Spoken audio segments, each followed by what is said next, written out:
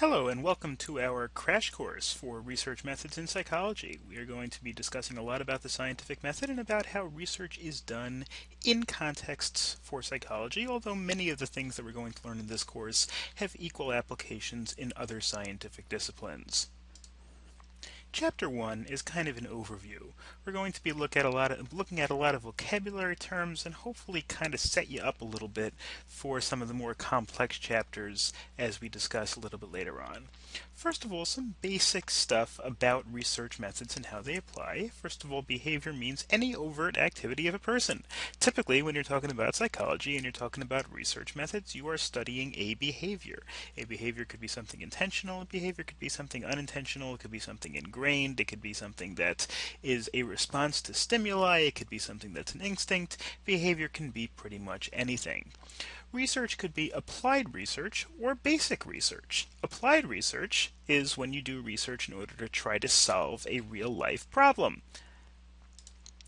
Research to find a safer type of tire, or a more fun type of video game, or a better tasting ice cream, or whatever it is. That's applied research, something that you're trying to find something that has a real life application. Another type of research, also important, is basic research, which is really driven purely by curiosity and a desire to expand knowledge, which essentially is the idea of gathering information just in order to understand human behavior. Maybe not necessarily to directly apply it, although basic research very often leads to applications, but the study of why people develop phobias might be a basic research question. And then later on, when you take those results and try to figure out a cure or how people can be prevented from developing these phobias, then you would cross over into the domain of applied research. A critic is a person who makes informed judgments. Hopefully you are a critic. I like to try to be a critic when I can. A critic doesn't necessarily mean somebody who is critical in terms of disparaging of things. Critic doesn't necessarily mean a scientist. A critic simply means anybody who makes informed judgments. And one of the goals of this course is to make you into a critic. Yes, believe it or not. Goals of psychological research, and this is really more of kind of a general synopsis of experimental ideas. In fact, I'm going to change the title. You're going to see me change things every once in a while as we move on with this course. Now, when an experiment is run, and of course experimenting is a way to test a hypothesis. The way the scientific method works, and we're going to go through all this many times, but the way the scientific method works is essentially first you come up with some sort of a problem. What is it that you're looking to do? For example, you're looking to become warm on a winter day. Then you test a hypothesis, or you establish a hypothesis based on your observations. Your hypothesis is that by wearing a heavier coat you wear, the warmer you're going to be. Then you have to design some sort of an experiment. And an experiment has a control variable and an independent variable and a dependent variable. The independent variable is the thing that you're testing. For example, in my example, the independent variable would be the thickness of the coat that you're wearing. The dependent variable, on the other hand, is the effect that you're testing. For example, in my example, where the independent variable is the size of the thickness of the coat that you're wearing, the dependent variable is how warm you are. My hypothesis was that a heavier coat is going to make me warmer, so therefore the independent variable is the coat, or how heavy the coat is, how thick the coat is, and the dependent variable is what the effect is in terms of keeping the person warm. The control variable, on the other hand, is the thing to establish a baseline of expectations. A control variable is something that you don't apply the independent variable to be able to have a basis for comparison. For example, if I'm testing whether a coat will work to keep somebody warm, a control group, or a control person, a control, would be a person that doesn't wear any coat at all. You put a person outside in the freezing cold without a coat, and that person is probably going to be cold. That person is the control. Then you give the other person, the experimental group, the person that's being experimented on, you give that person a coat. And maybe you give another person a thicker coat, and another person an even thicker coat. But the control variable, or the control group, or the control subject, the control person, is the person to whom you do not give anything that you're testing on to establish a baseline of behavior, or a baseline of effect that would apply if you didn't give any of the independent variable to. Here's an example. If you want to test the effectiveness of cholesterol-lowering medication, you can give 100 people with high cholesterol no medication. That is the control group. Then you can give another medication A and another medication B. You've really got three things that you're testing. You have the control group, that is the people that you give nothing to. You've got two experimental groups. The one that you give medication A, that's the experimental group for medication A. Then you've got medication B, the people that you give medication B to. And so that's the independent variable. The dependent variable is later on, after a few months or whatever it is, you measure the effect of each independent variable. If the person, for example, if all three groups did the same, the control group and A and B had approximately the same results, you might conclude that neither medication does anything because they did essentially the same thing as nothing did. If the medication A group works and medication B group doesn't, or you have the control on one level and with medication B and the medication A is higher, you may conclude that medication A works and medication B doesn't. If A and B both do better than the control group, you might conclude that they both work. If medication A does wonderfully and medication B does okay and the control group does terribly, well, then you may conclude that medication B does something, but medication A is even better. So then there are, of course, other variables that you want to control for.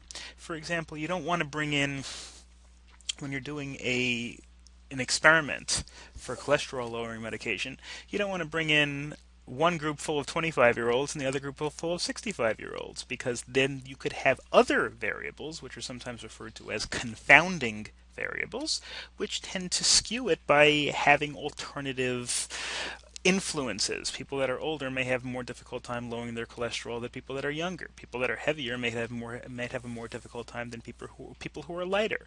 So you want to try to keep everything else pretty much the same. Have the control group be the same as the experimental group in terms of their age, in terms of their weight, in terms of their mood, in terms of whatever other variables you can think of to control, and have the only distinction between the two groups being whether you give the independent variable, whether you give the medication in our case.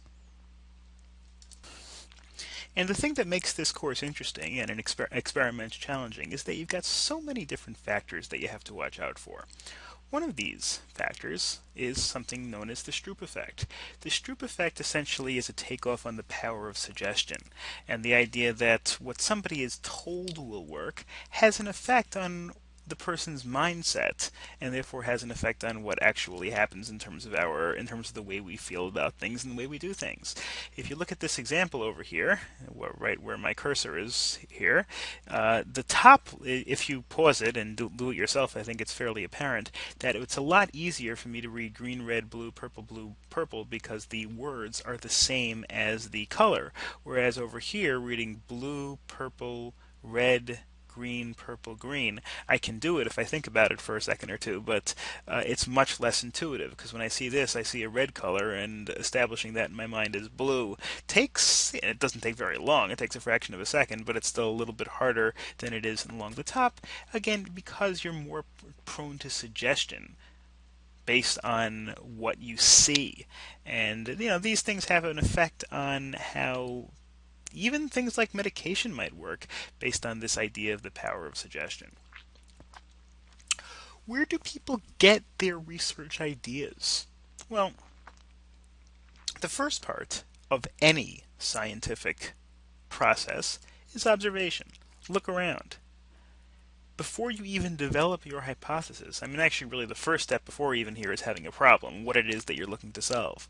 Look around based on your own observations, based on your own experience. You need to develop a hypothesis. A testable hypothesis specifies how two or more variables are related. For example, taking vitamin C will cause me to get fewer colds. Well, that's two different variables. Taking vitamin C is a variable, whether I take it or don't take it, or take 1,000 milligrams or take 100 milligrams or whatever. These are all different possibilities. And then there's how many colds I get. That's another variable. All a hypothesis means is there is a relationship between two different variables. Then I experiment in order to make a determination as to whether my hypothesis was correct. And then, based on the results of that experiment, I could establish a theory or even a law. A theory is something that is proven to be probably true by experimentation. A law is something that's definitely true. It's a mathematical truth. In science, you're usually dealing with theories. When it comes to law, you're really dealing more with mathematics. We pretty much know that 2 plus 2 is 4. We don't really have to have a theory about it. With science, things aren't really 100% sure. We're dealing more with theories. But, you still have laws. For example, you've got Newton's laws of motions. You've got Kepler's laws. You've got the laws of thermodynamics. These are things that are not subject to dispute. You've got theories which seem to be scientifically proven but may not be 100% true. The theory of evolution and various other theories that apply. The Social Science Citation Index is a tool for researching psychological literature and help to make sure that things are reliable. It's established and published and available to people doing psychological research.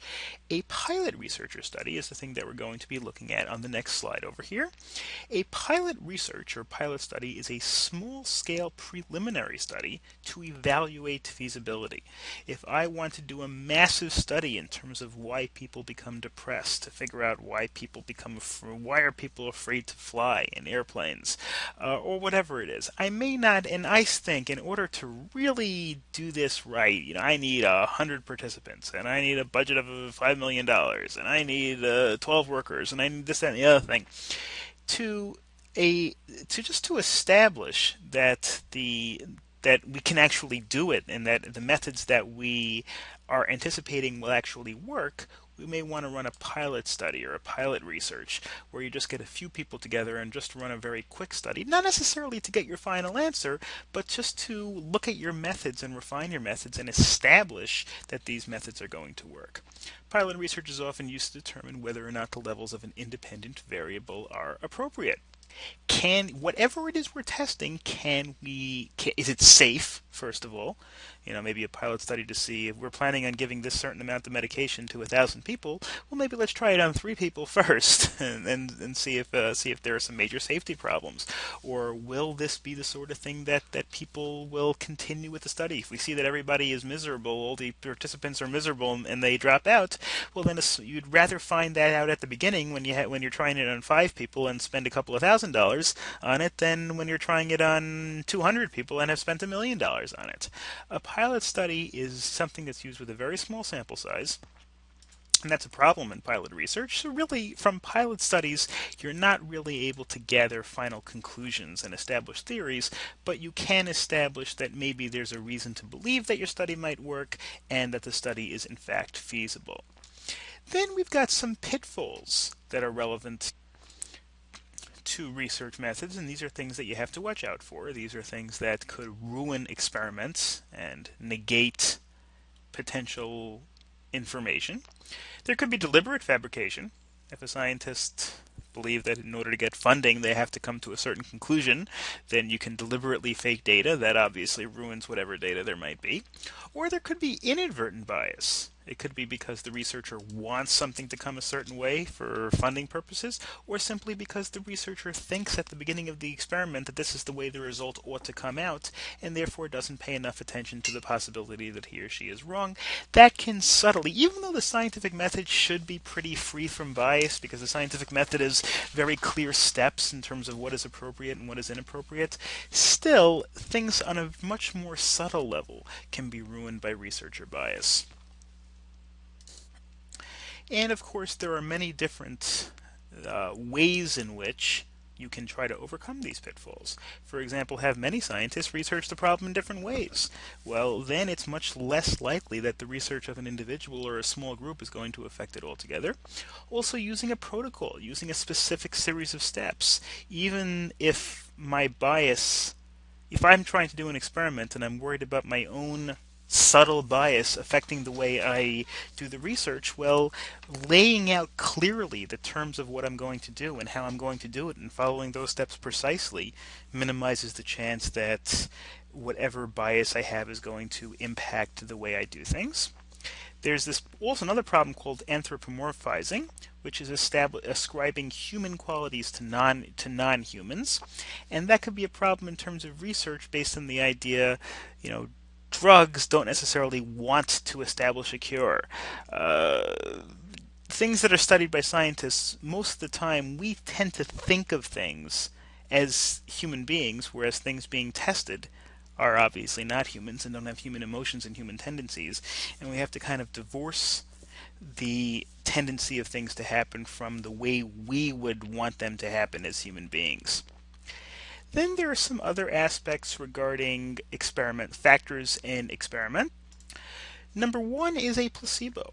A placebo is a pharmacologically inert substance, which means it does nothing. For example, if I want to test whether a headache medication works, well, if I just give 10 people the medicine and 10 people I give nothing to, and the 10 people that I give the medicine to do better, it's possible that it had nothing to do with the pill itself. It's just possible that the people thought that they were getting medicated, and therefore they felt better about themselves and they felt better about their treatment. That is a real psychological effect. Sometimes just the fact that people think that they're being treated is enough to actually get them a little better. I mean, that's a powerful psychological idea in general, but when you're testing it, you want to try to make sure to negate that possibility if you really want to test whether the drug is actually doing anything.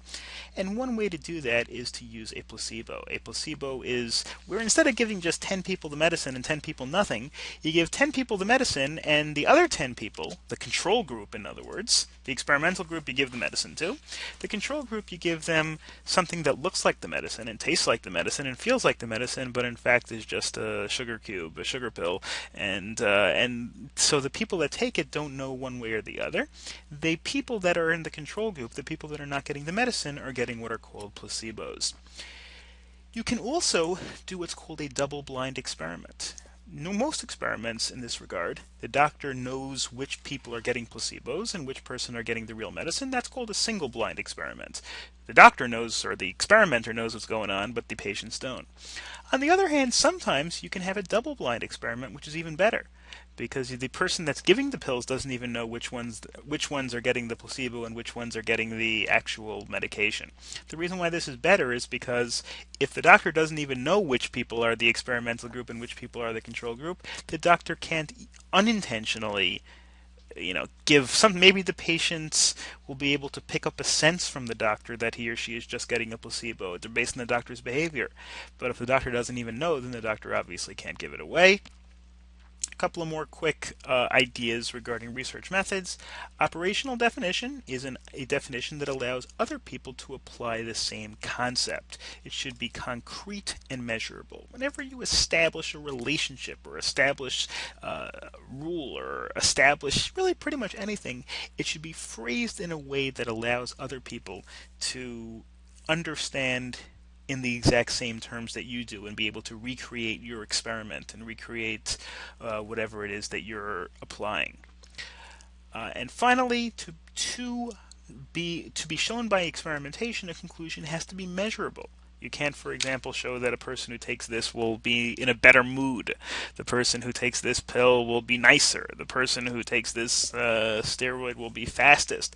Well, how do you... Well, actually, fastest does work because fastest is measurable. You can see how when two people run something, you can tell which one is faster.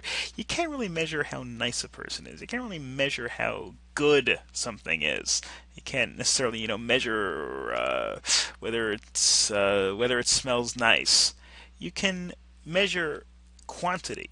And so experiments, rather than saying this experiment proved that this food tastes good, you can say that this experiment proved that adding this food additive caused 12% more people to say that they enjoyed the taste afterwards. That's something that's quantifiable. That's something that's measurable, rather than just saying something in a more abstract way.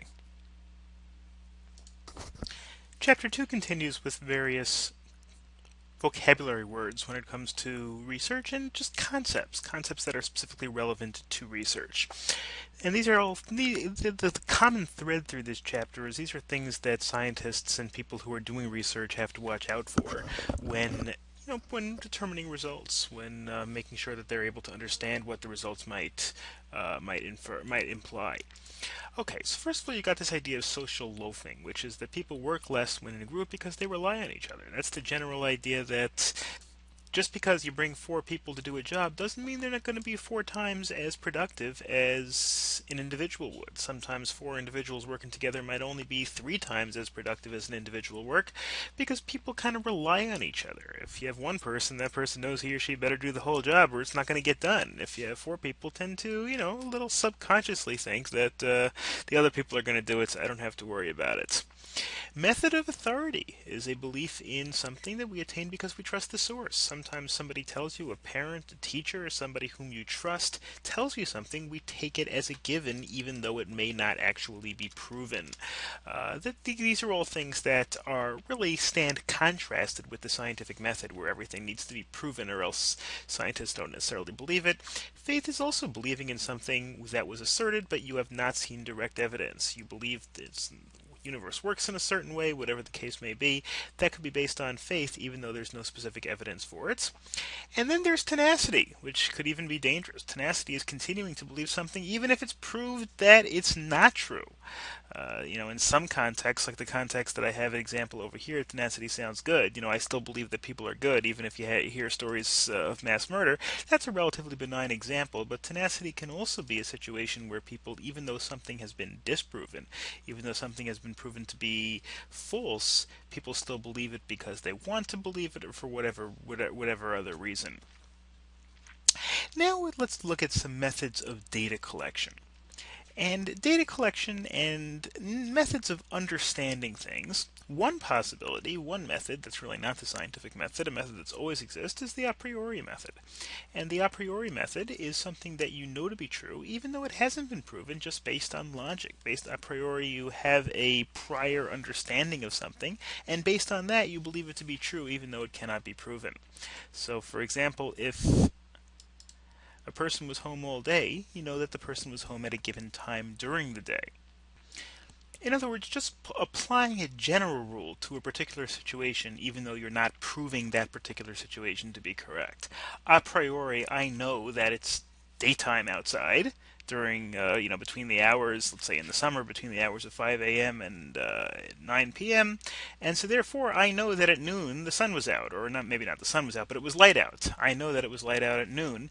Now, it's certainly a valid way of reasoning, but it certainly is not specifically proven. I didn't prove with scientific evidence using the scientific method that it was light out at noon. I just know that it was light out at noon because I know that that's the way it always is. It's kind of taking a general rule and applying it to a specific case. The scientific method, on the other hand, which again is something that we use much more than the a priori method in terms of research, simply because when we test things, we're not testing things that we know. I mean, when we deal with whether it's going to be light out tomorrow at noon, we use the a priori method without thinking about it because we know what the rule is. We don't need to use the scientific method, we just simply know it. When we're dealing with research, we don't really know to begin with what the result is going to be, therefore we need to use the scientific method. And the scientific method relies on systematic observation, empirical observations, which means observations that can be measured, observations that can be defined in terms of numbers. 27% of people said that they got relief from their headache. 12% of people were able to run faster. Whatever. These are observations, and of course we rely on data. Data is information resulting from systematic observations. We test things, we experiment on them, and we gather the information and are able to use that information. Scientific research also relies on this idea of reasoning. Reasoning means drawing conclusions that are legitimate based on the rules of logic. There's deductive reasoning and there's inductive reasoning. Deductive reasoning means you take a bunch of individual observations and combine it to establish a general rule. You deduce a general rule. First you gather the information, and then you draw conclusions that arise from the data. I gathered the information that every day in July the high temperature was somewhere in the 80s or 90 in the 80s and the 90s, and therefore I deduce a rule that in July it's hot outside during the day. Doesn't have to be that complicated, but that is a deduction. I make a deduction. The opposite way is an induction. You have a premise that's believed to be true, and you use that to obtain a specific conclusion. For example, in a deduction would be looking at the entire month of July's high temperatures and say it's hot in July. Induction would be I know it's hot in July, and therefore on July 15th it's probably going to be hot. Again, it doesn't have to be 100% true, but that's my deduction. Here's another example. Some people with arthritis or whatever other problems, if it's humid out, their knee hurts. So a deduction would be the humidity makes the person's knee hurt. Because it's humid out, the person's knee hurts. An induction would be tomorrow it's going to be humid, and therefore my knee will hurt tomorrow. It's something specific from a general standpoint, whereas a deduction is the opposite. You've got a bunch of individual data points and establish a general rule. Of course, a critical component of any research is information gathering. Information gathering is based, generally speaking, on observations. So the inductive scientist believes that patterns of explanation will become obvious once enough data is collected. The inductive scientist, and again, tries to draw conclusions about specifics from general points. So the idea is once you have enough data, the conclusions will become apparent, whereas the deductive scientist gathers data only within a guiding theoretical framework. The deductive scientist, again, neither of these are right or wrong.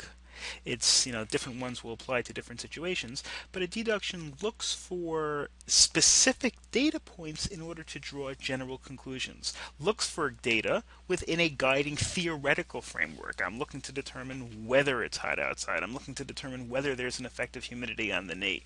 I'm looking to look at the general rule that I can apply to any situation. Whereas the inductive scientists looks at the individual data points as something that can be induced. The individual data points are the end result that I'm going to be looking for, the thing that can be proven. Of course, the problem with induction, which is looking for a more specific data point, is that they may contain assumptions that are invalid. With a deduction, you're looking for general principles that apply to that are gathered from many different data points, whereas induction may require certain assumptions that may not necessarily be valid.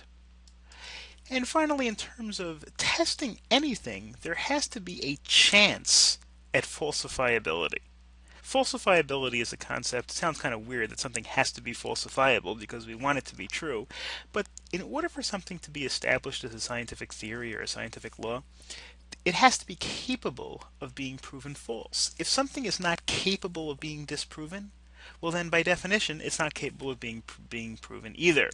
For example, if I say that there's a little invisible man inside your refrigerator who turns on the light when you open it, but that person cannot be detected, well, it can't be proven true, and it can't be because it can't be proven false. It can't be tested.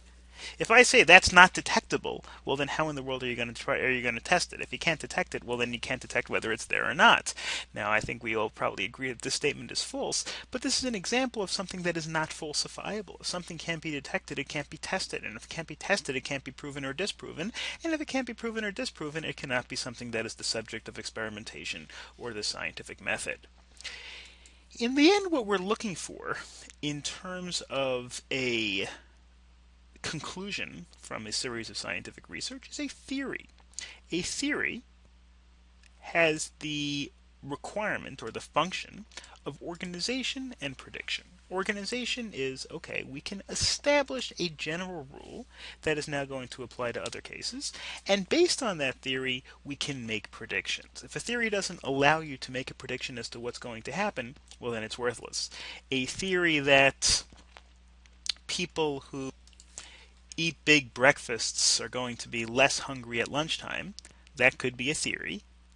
It's a fairly obvious statement, but let's assume for the sake of argument that we experiment on it and we prove it to be correct, so we call it a theory.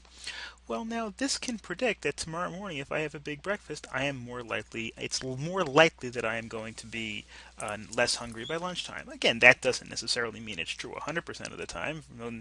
Many, especially in psychology, these things are not going to be 100% one way or the other, but it is more likely.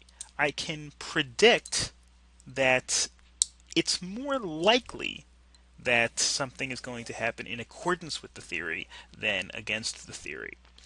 Data that's inconsistent with the theory, if over the next 26 days we tested and experimented and realized that people who ate a bigger breakfast are not necessarily going to be less hungry by lunchtime, well, then that could lead to a rejection of the theory.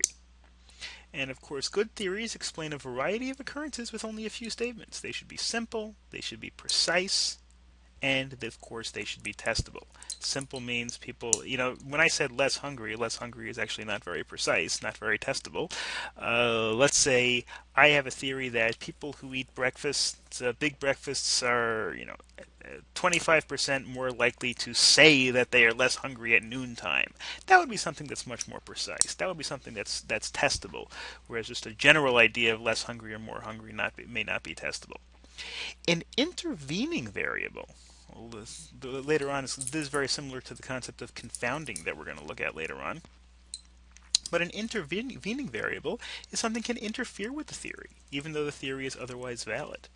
For example, an intervening variable could be the mid-morning snack that people have. Maybe the idea is, maybe I've got a theory that, or I establish a theory that people who eat bigger breakfasts are going to be less hungry at lunchtime. But on the other hand, what if I fail to account for the fact that people who have smaller breakfasts tend to have bigger snacks in the middle of the morning, and therefore that's going to kind of neutralize the idea? Well, that's an intervening variable. Or let's say, for argument's sake, I say that people who have bigger breakfasts are likely to be bigger people and therefore have a stronger hunger. These are things that when I'm testing, I have to try to make sure to eliminate these intervening variables in order to make sure that I come up with results that are going to be reproducible. A parsimonious theory, a similar concept to something called Occam's razor, which you might have heard of. Parsimonious theory is something that's based on simplicity. It's a theory that explains a wide variety of constructs with few explanatory constructs. In English, a wide variety of occurrences with few explanatory constructs. In English, that means something that a theory that it's based on the simplest explanation of something. Just the idea that the simplest explanation is going to be the most likely explanation. That's this idea of parsimony. Let's say a person walks in and just played tennis and says, "I'm really tired." Well, let's examine why you're tired. Well, the simplest explanation is, the person could be tired because the person's sick. The person could be tired because they didn't get enough sleep last night. There could be a million reasons why the person's tired, but the most simple explanation is the person is tired because they just finished playing tennis. That would be an example of just applying the most basic explanation to something until that explanation, of course, could be proven incorrect. A theory, if it lacks precision, it can be misinterpreted easily or misapplied. That's why a theory has to be precise and has to be specific in order to really be scientifically valid. And then we finish up this chapter with the idea of research. Research is the method by which people gather information to test it or to establish hypotheses or to establish theories. If a theory can potentially be disproved later, in other words, we don't know whether it's true or false, but it cannot be tested now because the organization doing the testing doesn't have the money, or because the infrastructure isn't proper for testing it now, the evaluation can be postponed until it can actually be tested. Research in hard sciences like biology, physics, things like that is similar to the research in soft science, even though gathering data might be a lot harder in the soft science. Psychology is considered a soft science because things can't be proven so easily.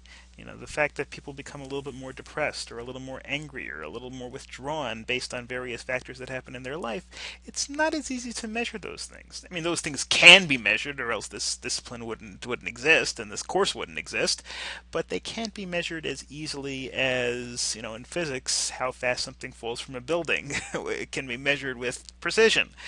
The reason why somebody's depressed, or exactly how depressed the person is, or how excited the person is, or how manic the person is much more difficult to quantify and to establish than hard sciences are.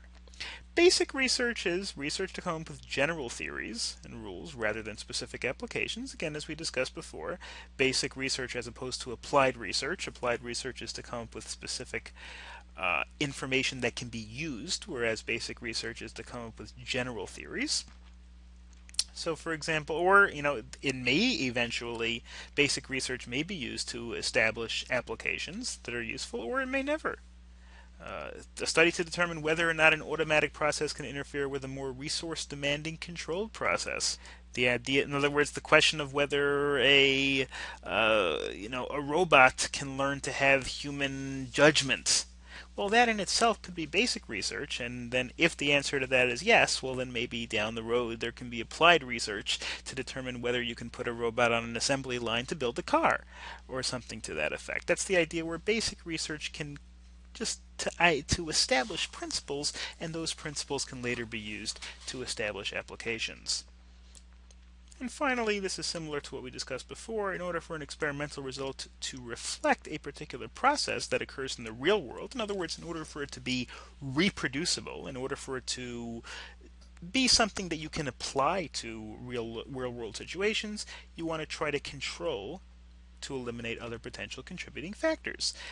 You want to try to make sure that the group that you experiment on simulates real life situations to as close a degree as possible. And in future chapters, we're going to discuss that in more detail as well.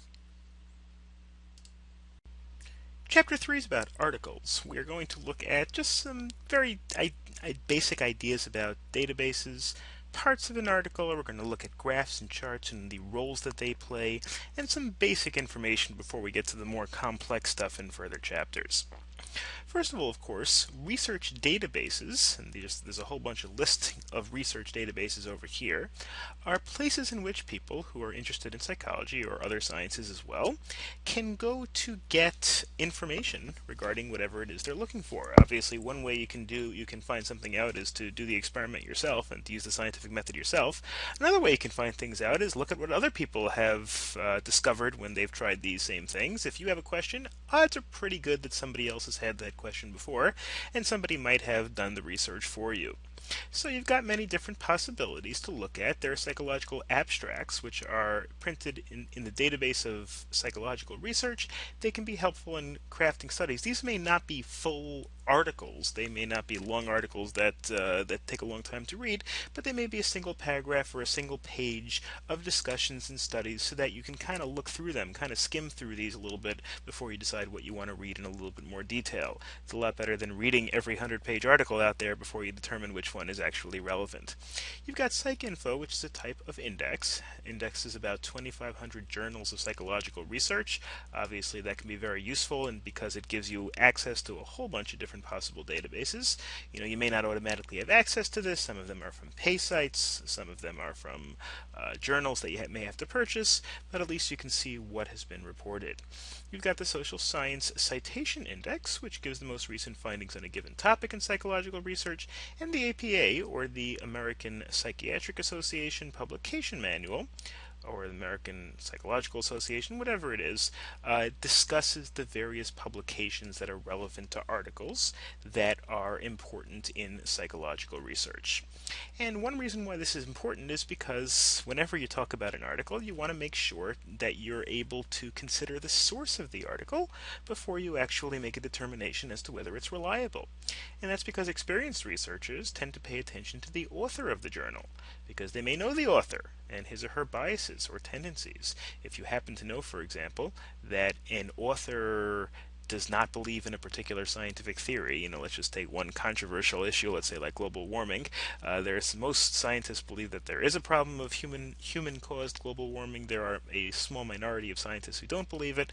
So, for example, if you see an article saying, "Oh, well, last year really wasn't so hot, we don't have to worry about it," but you know that this author is famous for writing many stories in the past denying the influence of humans on global warming, then you may want to take it with a grain of salt, or at least make a determination about how much credence to give it.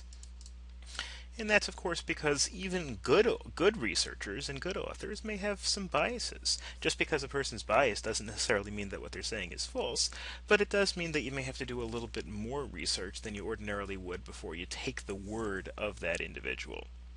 A journal article title should be short and to the point, and should give an indication as to what the article is about.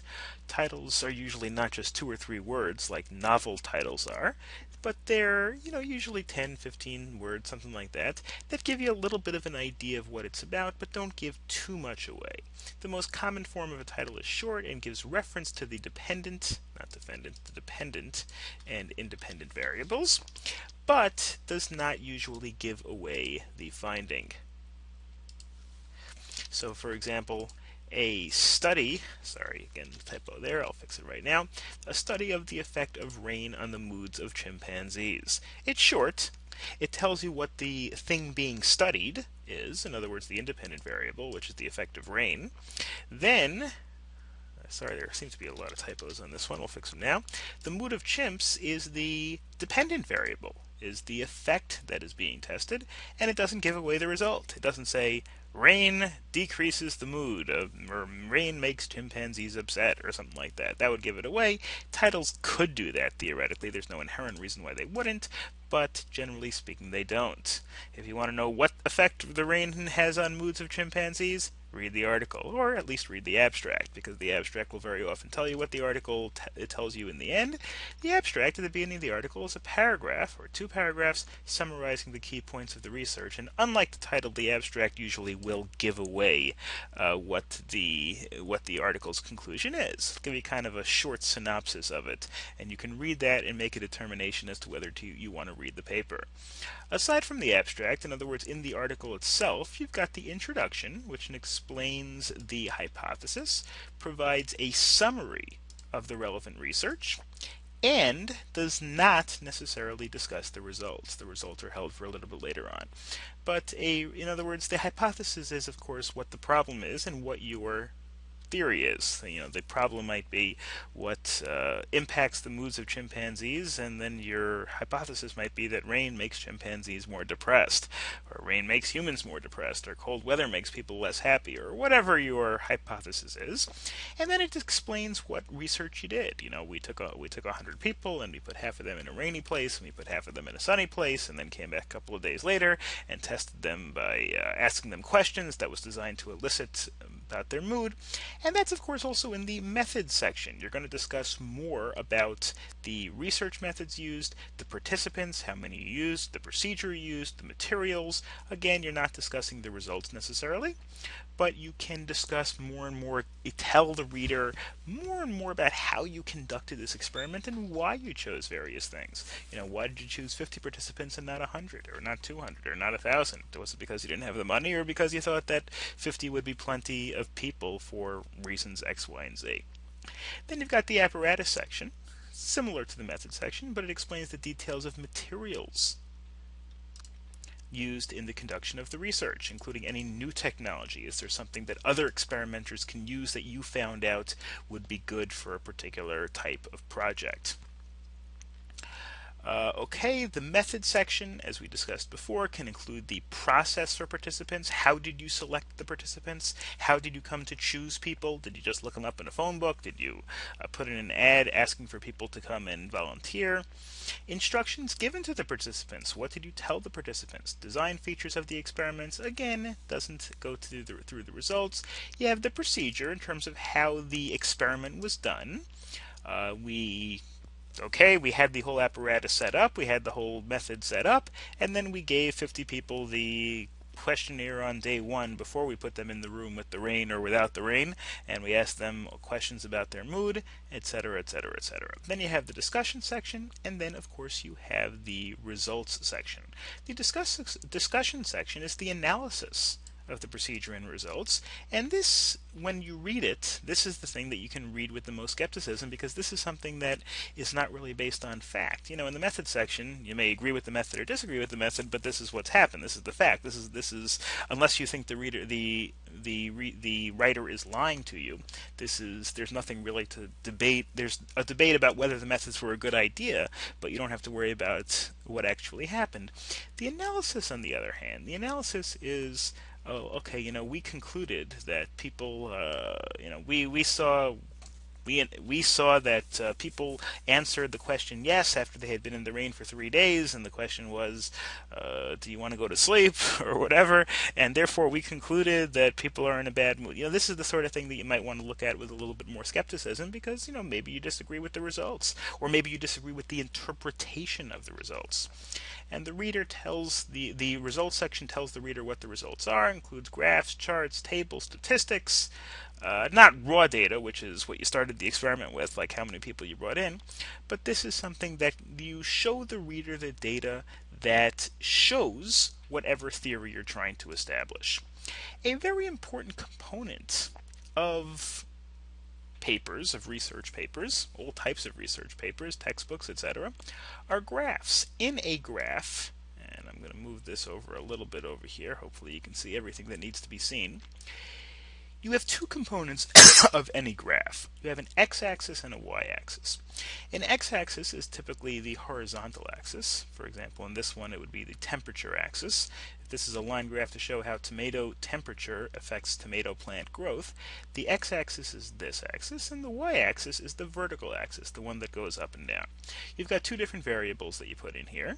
Typically, the independent variable goes on the x-axis, and the dependent variable goes on the y-axis. In other words, the independent variable means the thing that you're testing, the thing that you want to know its effect, goes on the x-axis. In this example, what are you testing? You're testing the effects of temperature. So the temperature goes on the x-axis, starting with 10 degrees Celsius and going all the way up through 35 and 40 degrees, which you can't see, but is all the way on this part of the graph.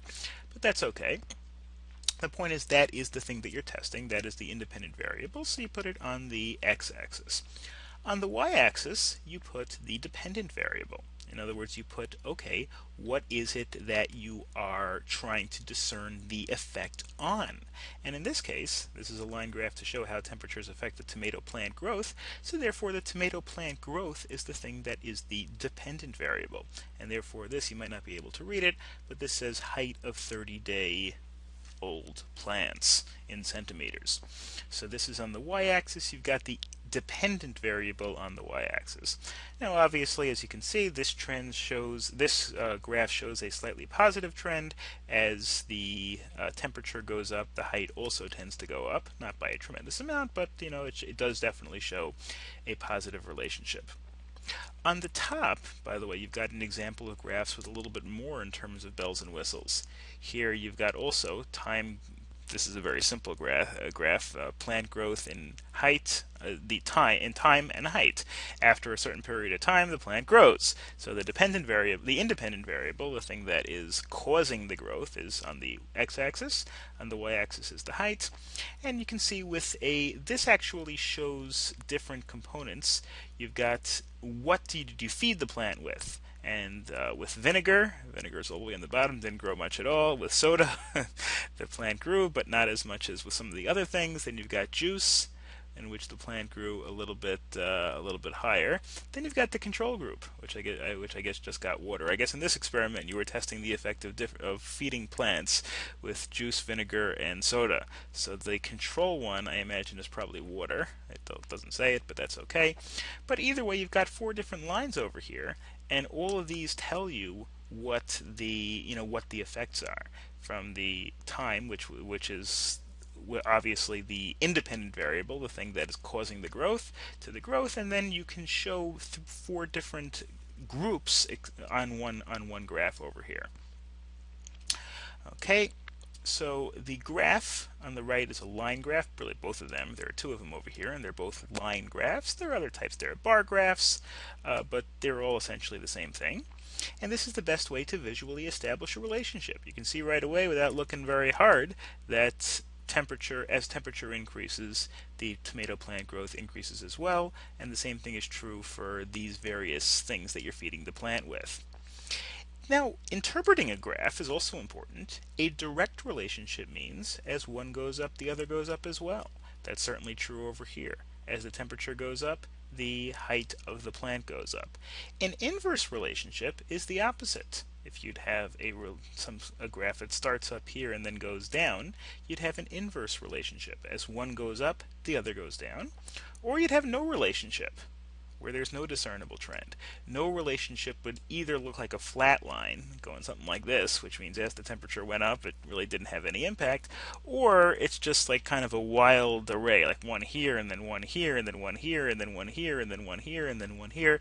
In other words, there's no real trend in one direction or another. And finally, in this chapter, a little bit of discussion of articles and papers that are formatted for the American Psychological Association. A reference section in an APA formatted paper. APA is, of course, one of the two major methods by which papers are cited and our materials are cited in papers, the other being MLA, which is the subject of other classes. But an APA should include the most important publication in the research topic areas.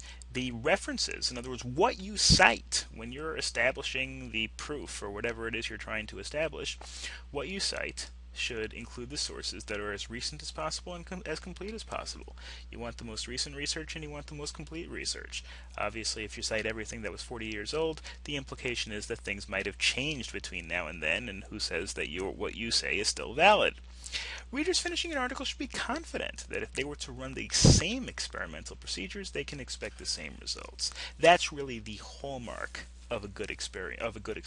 A good experiment has to be reproducible.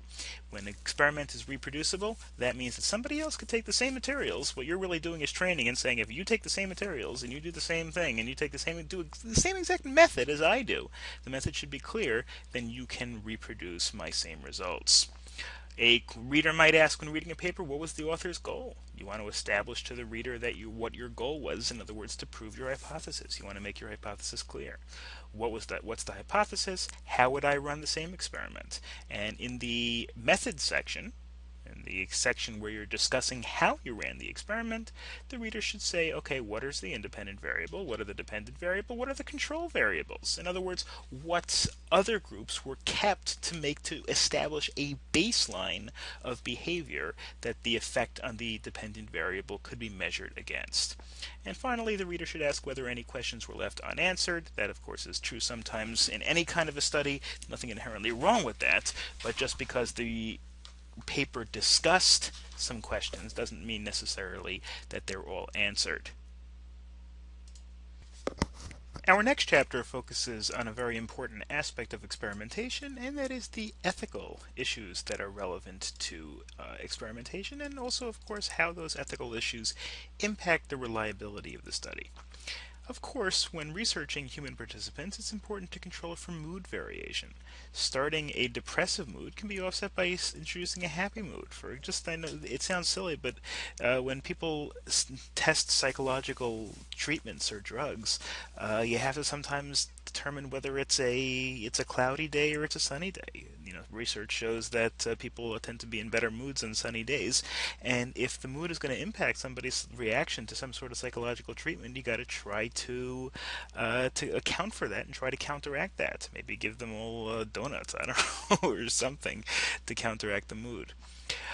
In order to be ethical in terms of a study, it's important to get informed consent of the subjects. If you're going to experiment on someone, make sure that they understand that, preferably in writing, that they're going to be tested. Get their consent. This includes, of course, the obligation to explain to participants all salient features, all important features of the research before the experiment is done, and to give them the opportunity to decline participate. If you're in a shopping mall or something and you're trying to get subjects, when they come over to your booth and say, okay, for $10 I'll participate in this, you got to explain what you're testing and what possible impacts this could have. This can also be done after the fact. Sometimes what a person says will be important in the discussion, and if you tape them without their knowledge, which you're really not supposed to do, but if it happens that their voice happens to go on tape and you want to use that as part of it, getting them to consent after the fact is fine. Sometimes participation in an experiment can be an academic feature. Uh, if you're going to participate in this class, if you want maybe a higher grade or if you want to pass this course, sometimes if you're in a psychology class, you might be asked to participate in some sort of experiment. However, from an ethical perspective, it shouldn't be required. Students should have an alternate means to meet the course requirements. In other words, the professor can say, you can participate in this study, but if you don't want to participate in this study, you can write a paper instead or something like that. It's really unethical to kind of coerce somebody by saying you can't pass the course unless you do X, Y, Z. That really is a little coercive. It doesn't really give the people the opportunity to decline. There are, of course, many other ethical guidelines, which I'm going to list. Many of these are fairly self-explanatory, but we should still go through them. Informed consent should be obtained if the research setting is not benign, which means if it has the potential to be dangerous at all. Confidentiality concerning the participants' results should be maintained. These should not, of course, just like any other treating physician or treating psychologist, a person, whatever a person says or whatever a person does, should not be revealed to a third party. The researcher is obligated to undo any potential harm. If something, even if the person was informed, if a person becomes sick or if a person becomes depressed or whatever it is, and the researcher can undo that damage, obviously it is the ethical thing to do in that respect. In giving people money to participate in studies is done, and there's nothing inherently wrong with it, but giving a very large incentive is of questionable ethics. The idea is that you don't want to influence somebody's behavior in the experiment by doing something that's really seriously alters their motive. Giving somebody a nominal fee of a couple of $100s for their time over a few days, that's probably not a big deal. But to give somebody a tremendous amount, it kind of taints the study a little bit. Some studies do require deception of the participants. An example we discussed before of giving people a placebo. If you're testing headache medication, you give some people the actual medication and some people a placebo. They think that they're getting the medication. Well, that's deception, but there's nothing you can do about it. It's part of the experiment. Sometimes there is so to say that you can never deceive the people being experimented on would kind of negate the entire purpose or the entire effectiveness of many experiments. So the researcher has an obligation to claim the true nature of the experiment, or to tell really the true nature of the experiment. I'll say disclose the true nature of the experiment after the test is over. As it turns out, you got the placebo. Deception should be minimized, and deception is really only acceptable if it's necessary to the study and if it doesn't harm the participants. If it's not headache medication, if it's bacterial, if it's a treatment to if it's penicillin, if it's a treatment to cure a bacterial infection, to not cure someone, to not give somebody antibiotics, and to give them the risk of contracting rheumatic fever or something because they're not taking their penicillin is really that's obviously not ethical. Important information about an aspect of the experiment should not be omitted unless absolutely necessary, same idea, and of course participants should be allowed to withdraw from the study in progress for any reason they want to. That's another ethical requirement of a study. If the participant gets uncomfortable and wants to change their mind, they can do so. Participants, of course, should be as voluntary as possible. The best way to participate is to run an advertisement and let people choose to come in. If that's not always possible, sometimes you won't get enough volunteers, and you have to go to your class. You're a professor, and you have to go to your psychology class to get quote unquote volunteers. Sometimes that's necessary, but the best thing to do is to really get people to be as much volunteer as possible, and putting an ad in the paper saying if you want to come in, that obviously is going to get you volunteers. It is acceptable to detain a participant longer than scheduled in order to ensure safety, because the safety of the participants is a responsibility of the researcher. That includes even if you signed a waiver saying I know I might get hurt or I know I might get sick, it's still the responsibility of the researcher to try to make sure that no danger comes on the people being the subject of the study. Sometimes, for example, if somebody is being subjected to some sort of a drug that makes a person lightheaded, well, then of course it's perfectly ethical to keep the person in the room, make sure the person doesn't leave and drive home until the effects of the lightheadedness has gone away. And of course, the responsibility of the ethical behavior doesn't only apply to the person conducting the study, but also the editor and pretty much everybody. The journal editor, if I'm writing a study or I'm doing a study to be published in the New England Journal of Medicine, well, if they know that I conducted the survey in an unethical manner and they publish the result anyway, well, they're really contributing to the unethical behavior. So the responsibility is to all the people involved in the process of distributing the effects of the experiments. Now we come to a fairly controversial topic, and that is experimentation on animals. Now, there are some people who think that there shouldn't be any experimentation on animals and that experimentation on animals is immoral. Generally speaking, the medical community and psychological community as well generally agrees that experimentation on animals can be valid and can be necessary, or I shouldn't say necessary, but justified. So, because animal research has directly led to the development of treatments for a variety of disorders, depression, eating disorders, phobias, drug addiction, you may say, well, hold on a second, do animals really have drug addiction? Do animals really get depressed? Well, they exhibit behavior, they exhibit symptoms that are similar to the psychological conditions in humans, and they can be tested on. And the view that animal research is necessary for human progress is sometimes referred to as speciesism. Racism is when you believe your race is the highest race. Ethnocentrism is when you think that your ethnic group is the highest. Speciesism is where kind of your species, namely the human being, is the most important. And some people don't think that's a good idea. Some people think that we have no right to experiment on animals, even to advance human interests, and even some people will go so far as to say that animals have natural rights, just like humans have natural rights. Maybe animals have natural rights also, and by experimenting on animals in a way that can hurt them, we violate their natural rights. However, most experts accept. Sorry, that's another typo here. So correcting these. It's good. So by the time you see this, they won't have the typos. Except testing in animals, especially because a lot of animal research directly benefits animals as well. The thing is, if somebody complains that there shouldn't be animal research and they have a dog, well, maybe you can ask them whether they know that the vaccines that their dog received were also tested on animals. It's not just humans that benefit from animal testing; it's also other animals that benefit from animal testing. Recent studies show that there's a decreasing use of animals in research because it's becoming less necessary. Hopefully, if you can test on humans in a way that doesn't cause any harm, you might as well do that. It's always better to test on humans anyway because it's more likely to produce results that are going to be effective on humans. You can test on a monkey or test on a rat, but if you test on a human, you're going to be more likely to get a result that's going to be reproducible in another human being. What about pain stimuli? In other words, introducing pain in animals.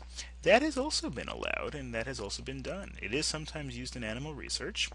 After substantial deliberation by the researcher and the Institutional Review Board. The Institutional Review Board, by the way, is the people that, usually the institution, like a college, that's overseeing the experiment or the research, will appoint a board that will kind of oversee the experiment and to make sure everything is being done properly. And after careful deliberation, sometimes they can come to the conclusion that introducing pain in animals is okay. Because essentially it can be justified when it's the only way to conduct legitimate experiments that could have substantial benefits to humans or other animals. I've been involved in, one time I had a summer job, I was involved in research on on animals, and very often it did cause them pain, but it was justified in the idea that this was going to help humans cure or take drugs that were going to help them cure diseases. When using animals in research, there's always an obligation to be as humane as possible. Even if it's necessary to hurt or even kill the animals, it's as humane. Obviously, it should be done with as little pain and as little suffering as possible. There's a need for a trained supervisor. If the animals have to be killed, then they should be killed as quickly and painlessly as possible.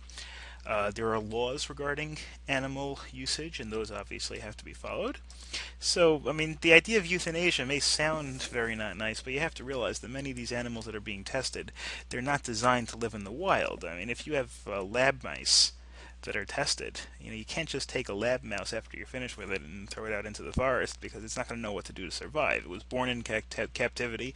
It was born in a lab. It's always lived in captivity. If you put it out in the forest, it's going to starve or be eaten very quickly. It's not going to be able to fend for itself. So after you're done with these animals in a lab, there really is no other humane way to, unless you have some sort of a used used mouse farm.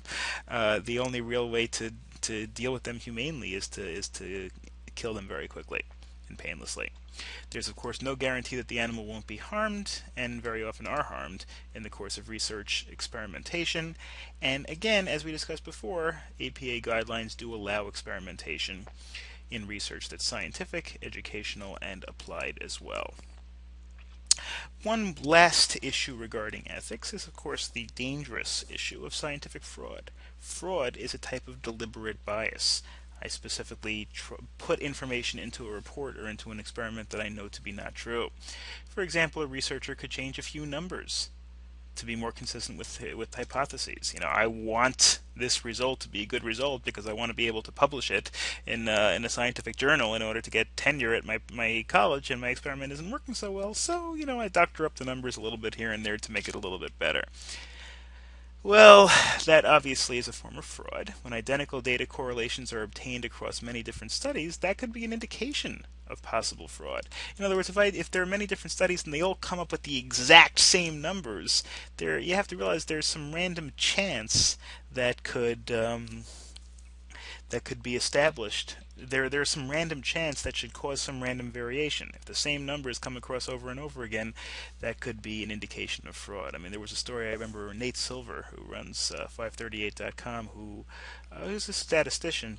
He was once trying to determine whether a polling company was committing fraud, and he looked at the last digits on their polling results. You'd say a certain candidate got 45.31%, and he looked at the last digit, 0.31%, that one, which is really an insignificant digit, but he looked at that over and over and over again and saw that some digits came up more often than they should, which is an indication that a human being is making up the numbers rather than just them being totally random. Again, you can Google it. It's an interesting little study that he did. You can, if you're interested, you can Google probably. Well, let me find it for you. Okay, here's the article. I found it if you're interested in it. So this is, whoops, this is the article that he wrote about it, and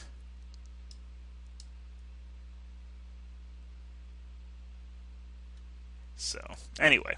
This is the URL if you're curious, 538.com/features/strategic-vision-polls-exhibit-unusual.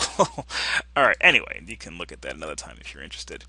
Idea plagiarism is the idea that you take somebody else's idea and pretend it's your own. Closely follow a design that somebody else suggested and don't give that person credit. Now, just because somebody else does an experiment doesn't mean that you can't reproduce it. You can reproduce it, but you have to give that other person credit and say, well, Joe Smith did it first, and now I'm doing it again to see if it still works. Joe Smith did it in 1978. Does it still work in 2015? You can do that, but you got to give Joe Smith credit for it. The responsibility to determine and prevent scientific fraud lies with everyone involved, including the researcher, that institutional review board we discussed before, and the granting agency, and an institutional review board in general, which is established usually by a college overseeing research, should have at least one member from a non-scientific area, somebody who can look at the business aspect or other academic aspects, and have at least one member who's not affiliated with the institution in order to bring a perspective that's maybe less biased and less interested than maybe the other members on the board. In the next chapter, we're going to discuss observation methods. In other words, different ways that data can be collected, different ways behavior can be observed, different ways studies can be continued when it comes to research methods in psychology. First one is this naturalistic observation, or ethology. That essentially what that means is not necessarily conducting any kind of controlled experiment in a lab, but just going out in the world and seeing what happens. This means observing information just by observing general non-controlled behavior. On the one hand, it's hard to get good data because it can be difficult to define a small set of easily categorized behavior to observe. In other words, you don't have really control over what you're observing. The idea here is, you go into a classroom and you see all the children, and then you see how you ask their teacher how they're behaving, and then based on that you look at the what behavioral modification drugs the children might be taking, what kind of homes they come from, their academic performance. In other words, you can do a study, but the thing is you don't really have control over the variables. You have to kind of work backwards. First, you have to see the children's behavior, and then you have to kind of look for clues in their backgrounds. And that can be fine. There's nothing wrong with using a naturalistic observation way of collecting data. That's certainly, we all do that from time to time. It's obviously not as controlled an environment as an experiment. For example, if you want to know specifically, will a child be tired on a particular day based on having a certain experience the day before?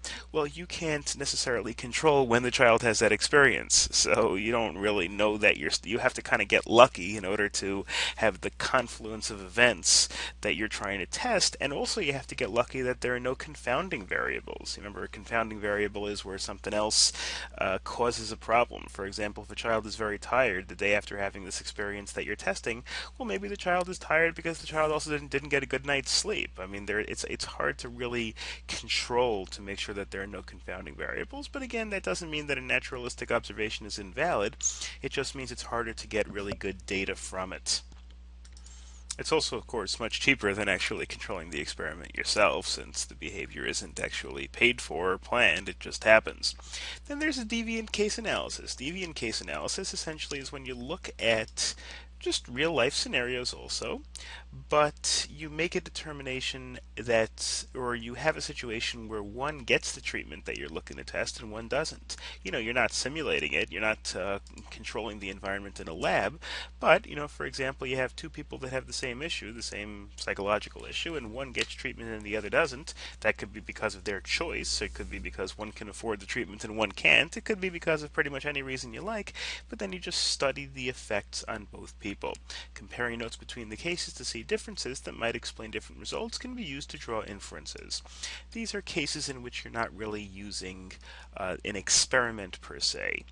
The next example is also a case in which you're not using an experiment per se. You're asking the people to give you data, and that is by surveying. We've all taken surveys at various points, whether it be marketing surveys or surveys to rate our teachers or whatever it is. A survey is when you collect responses to questionnaires from a group of subjects.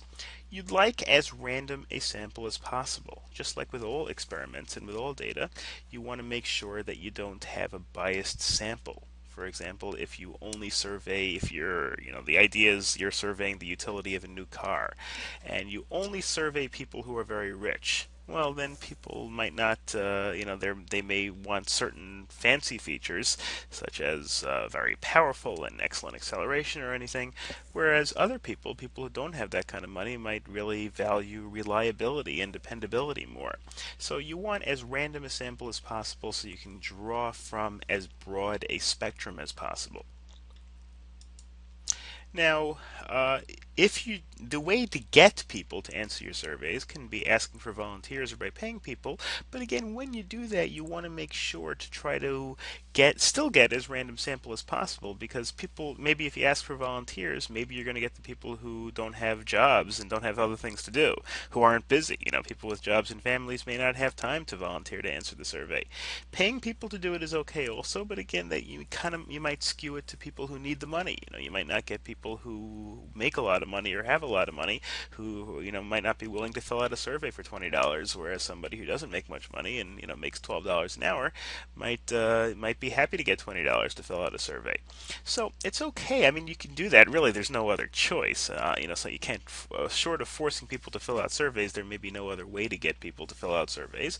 But when you do, the choice method the way you choose these people should be as random as possible. Again, you can't totally, in general, when it comes to research methods, you can't totally control 100% of everything, but you have to control what you do control. The ecological function of behaviors refers to the function that seems to serve the organism. The idea here is that when you're looking at the adaptability of a person's behaviors, that is something that has to be taken into account with every study. Studies should, and really what that segues to is that studies should be as ecologically valid as possible. In other words, we want to try to simulate a real life environment as much as possible.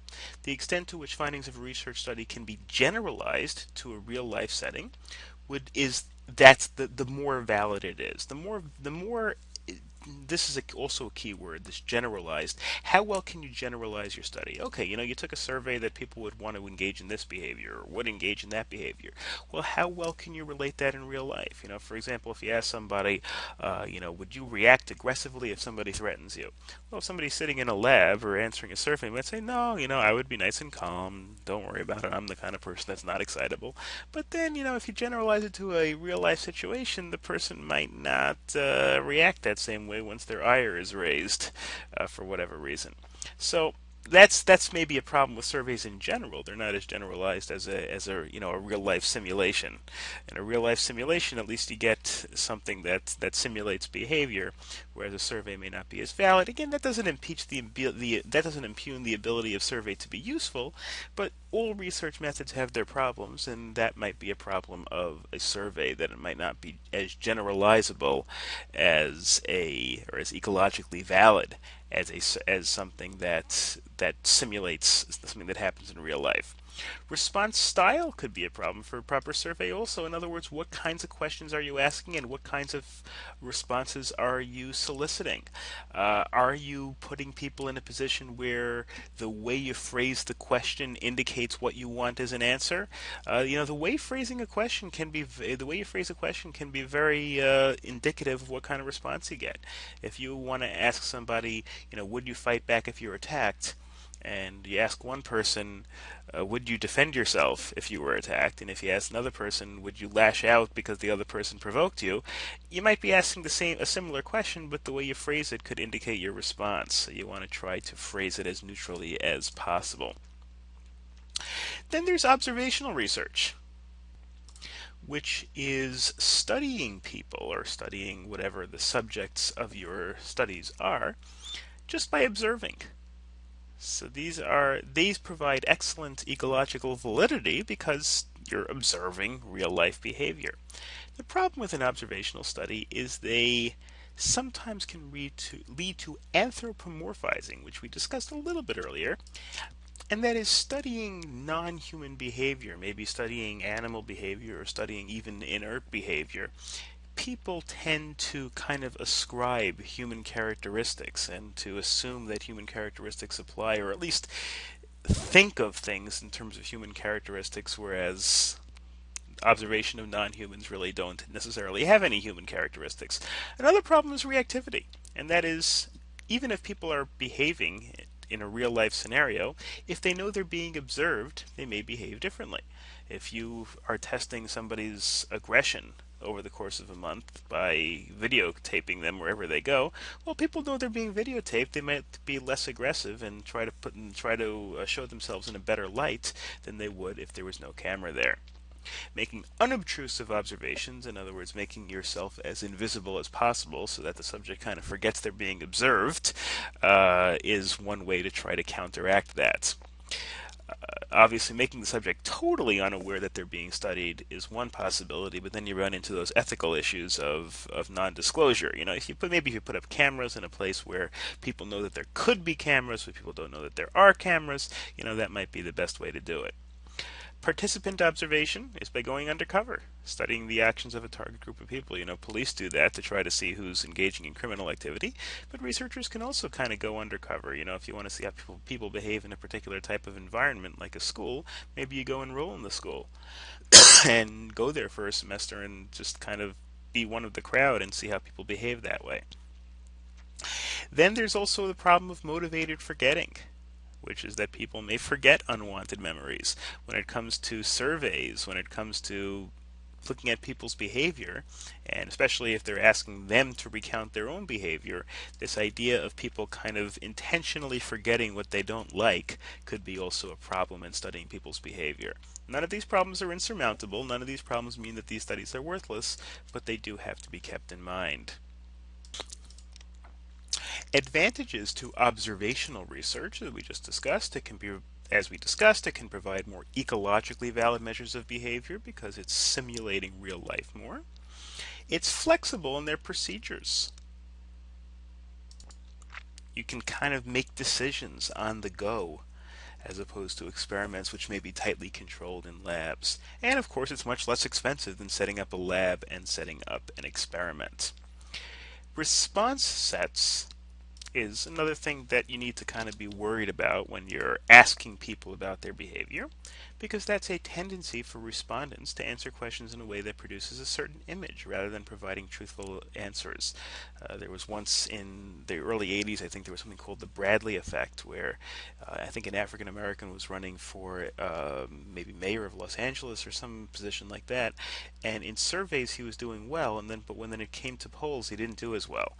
And they speculate it's because when people were answering polls, they wanted to at least the pollster to think that they were, racially tolerant and open-minded. But then when it came to actual in the secrecy of the ballot booth, they changed their mind.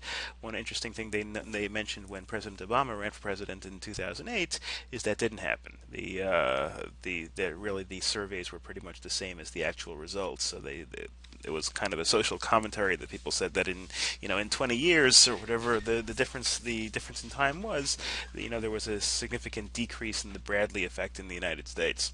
But this can take the form of response acquiescence. The people want to agree. There's a human tendency in many people to kind of agree with what people are saying, and so people want to agree with the pollsters. They want to sound like they agree with the pollsters to avoid confrontation.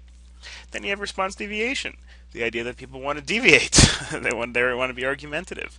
Social desirability. People want to establish themselves as socially desirable. They want to kind of try to pretend their opinions conform to what they think is more politically correct, so to speak. One possible solution is to force the participants to choose between two equally good or equally bad alternatives. For example, if you're testing gun control, rather than saying, "Do you think people should carry guns or not carry guns?" which maybe sounds like the better answer is to not carry guns, I guess. You can say, is it better to protect yourself, carry protection or carry self-protection or something like that, where people think that, it doesn't sound as bad, so people may be less opposed to revealing their opinion. And again, as we discussed before, conducting surveys can be complicated by the fact that it's difficult and expensive to obtain a representative sample of respondents. You don't just want random people. Well, you do want random people, but you don't just want the first 20 people on the street, because then the sample size could be weighted towards people who live in this area. Or if you take the survey at 7 o'clock in the morning, then maybe your survey is going to be weighted towards early risers, people with people with steady jobs. Whereas if you take the survey in a shopping mall on a Wednesday at 3 o'clock and 3 o'clock in the afternoon, it might be weighted towards people who don't have jobs. But you want to be obviously as random as possible, but you want to grab as much of a cross section of the population as possible. Participants often respond how they think the researcher expects them to respond, that we discussed, and of course reliance on volunteers can limit the generalizability of results. That's one of the problems with exit polls sometimes in political, people are surveyed as they leave the voting booth, as to who they voted for. And people say one of the problems is that the people who stop and answer the exit polls, which could take 20 minutes, are very often people who aren't necessarily rushing to work. A person gets out of the voting booth and has to rush back to work. They're not going to want to sit there for 20 minutes to do an exit poll, whereas people who don't have as much to do might do that. Another thing is that people might not respond. So getting a random sample of the entire population that's available can help, because if people don't respond, at least hopefully the people that don't respond will be from also a random cross section, so the people who do respond will be from as random a group as possible. Now we get into a little bit more of the nitty-gritty of the course, so to speak. We get into a little bit of statistical analysis. Now, thankfully, statistics don't play a huge role in this course. We do offer another course called Statistics, or Introduction to Statistics, which is going to be a lot more complex in terms of numbers and mathematics. Here we're just kind of going to give you the basics. Nothing here. You're not going to be required to know math to complete this course. You're just going to be required to really kind of understand the basics and where these these statistical analyses go. Okay, one thing that you see very often in research papers is a contingency table, which is a matrix format that displays the frequency distribution of variables. Frequency just means how often they occur, and variables just means things that can change. In other words, number of successful experiments, numbers of unsuccessful ones. Each cell means the frequency of something, the number, and they're labeled by numbers of rows and numbers of columns. So for example, this, which is, I guess, the number of fish that are eaten in a particular country, I suppose. You got Spain, France, Italy, and I guess that's Greece, although it says Greece, you fine. You got the swordfish, grouper fish, sea bream, sole, etc., and you see these different numbers. Italy, I guess you can see, doesn't eat as much fish, or doesn't have as much fish, whereas the swordfish seems to be doing very well up here. Anyway, or very not well, depending on the case may be. The point, that's not important. What is important is to know that this is an 8 by 4 table, because there are 8 rows and 4 columns across the top.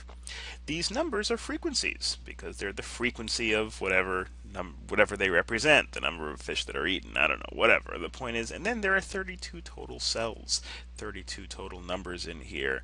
So obviously this means 30 bass in France and 27 tuna in Italy. Again, whatever those represent. I'm not 100% sure what they represent.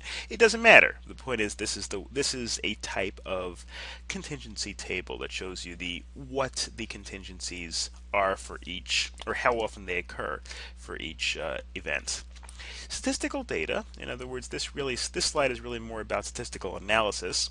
There's something called the chi-square statistic. Now the chi is not, I put an X over here because I couldn't, well, anyway, I can't seem to find the symbol over here. So chi it's written as an X, and it kind of has this little squiggly line over here, but for our purposes, it's close enough. Chi-squared is a statistic that determines how far a data set is away from what you expected it to be. You expected it to be 85 degrees, today, and then 86 degrees tomorrow, and 87 degrees the next day, based on historical averages. And we have a data set of 10 straight days, and then we have the actual temperatures based on what we actually observed, and we want to know how far away they are from the median, or how far they are away. And the chi-square is kind of a complex mathematical formula to determine how far something is from what the expected values are. Basically, it helps determine whether the expected values are actually significant. If the data is so far away from the expected values that the expected values are meaningless, that's one thing a chi-square statistic can show. But those are sometimes used. Just again, I'm not going to ask you to figure out to be able to figure it out, but just know what it means if you see it.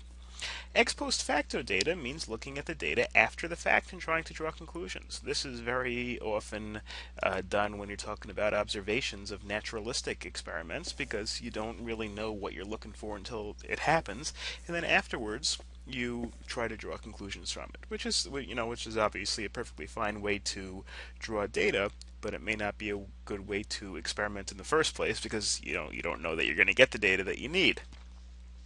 In research involving after-the-fact assessment of data, the magnitude of reactivity, in other words, how much of the result, if you were told, essentially, if the people knew that they were being studied, reactivity, as we discussed before, could be a problem.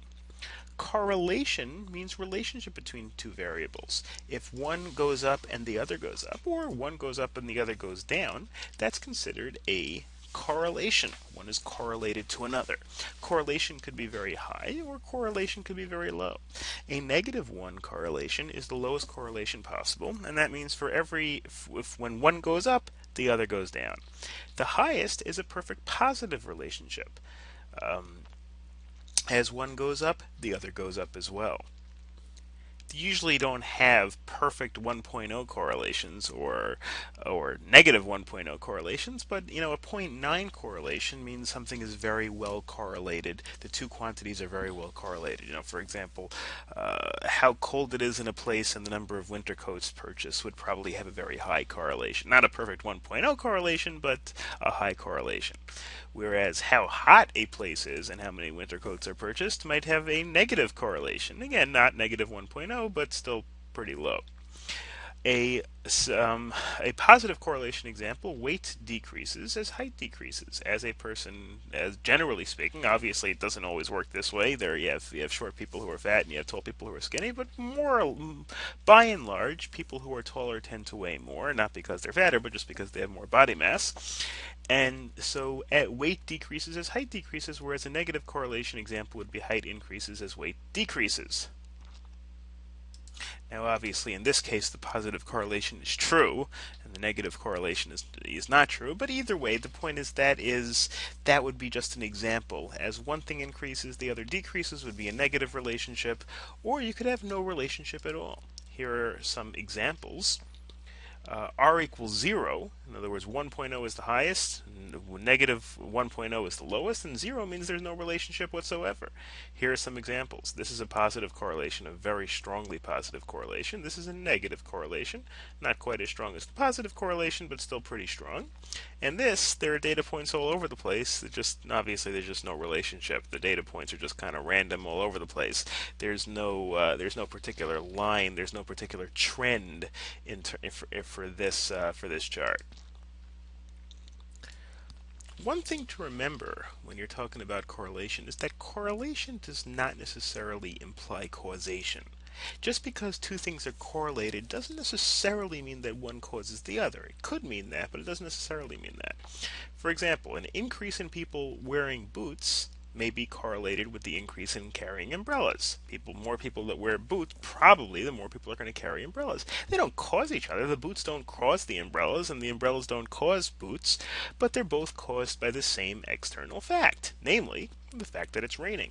So that's an example of two things that are correlated with each other, but are not necessarily caused by each other. They may be caused by the same underlying variable. Now, this example is an example where we take it for granted that there is certainly a relationship between smoking and lung cancer, and there is. I mean, it's been proven. But an experimenter doing this research would have to watch out for confounding variables. Now, a study showing a correlation between smoking and cancer could be confounded with other variables. For example, let's say we're talking about stomach cancer or something else, and the study shows that people who smoke are more likely to have stomach cancer or skin cancer, which from a scientific perspective may not be as related, but that could be. Just to give you an example, that could be because people who smoke tend to have less healthy living habits. Generally speaking, people who care more about their bodies and care more about their health tend to smoke less. And so therefore, people who smoke might also engage in other behaviors that are not good for their bodies and leaves them susceptible to other illnesses as well.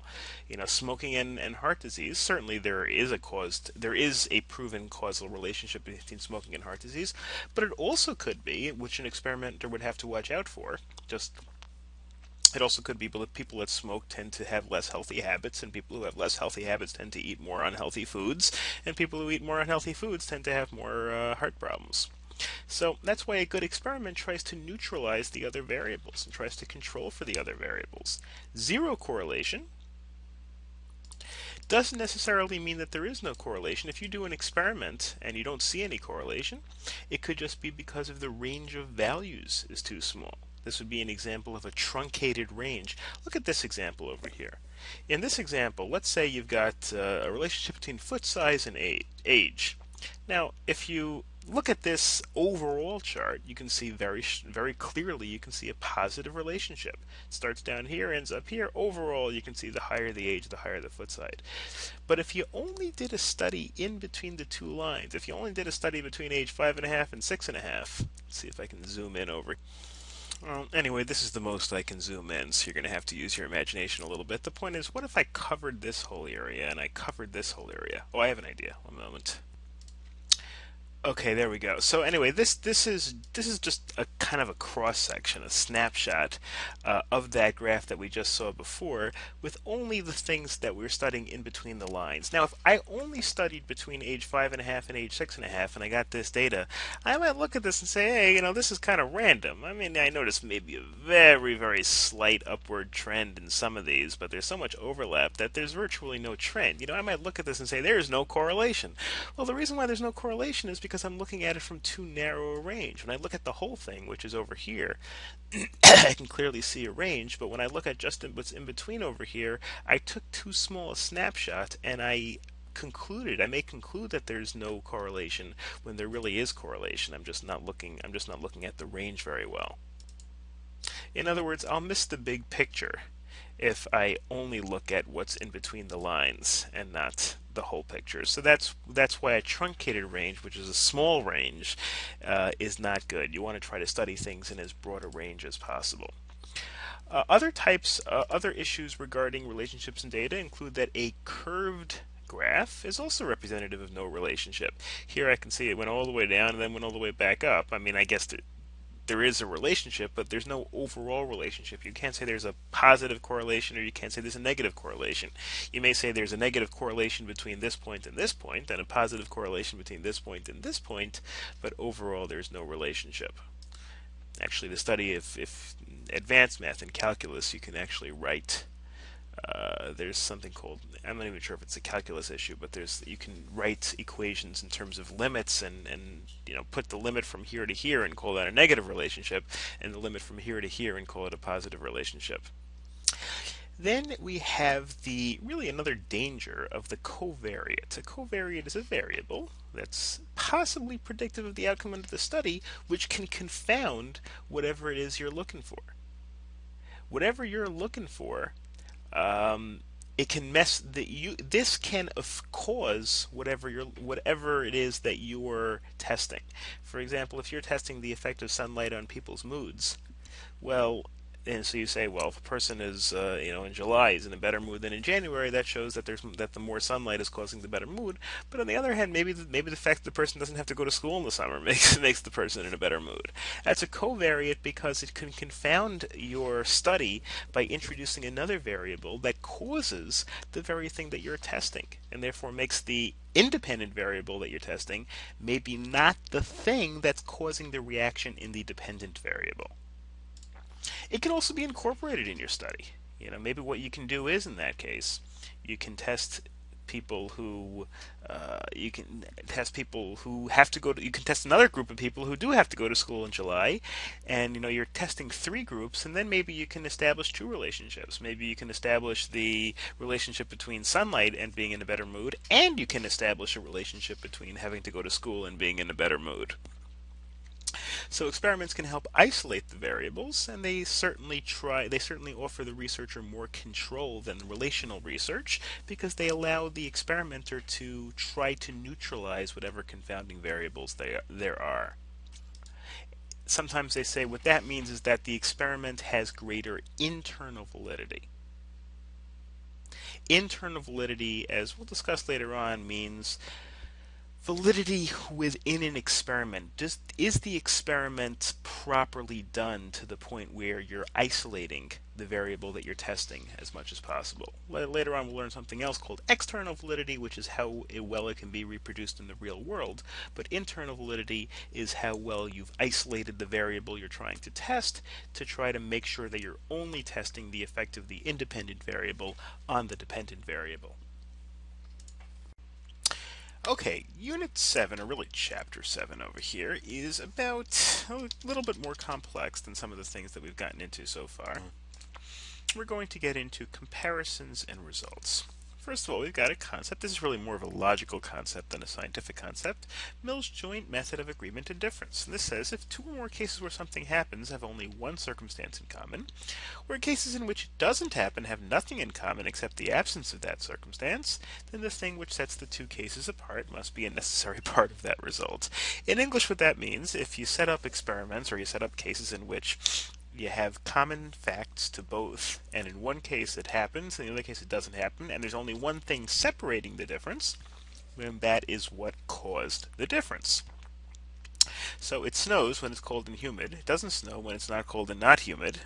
Those are 2 factors, but you could go to either one. In other words, let's say you take a day and let's just say we isolate the cold variable.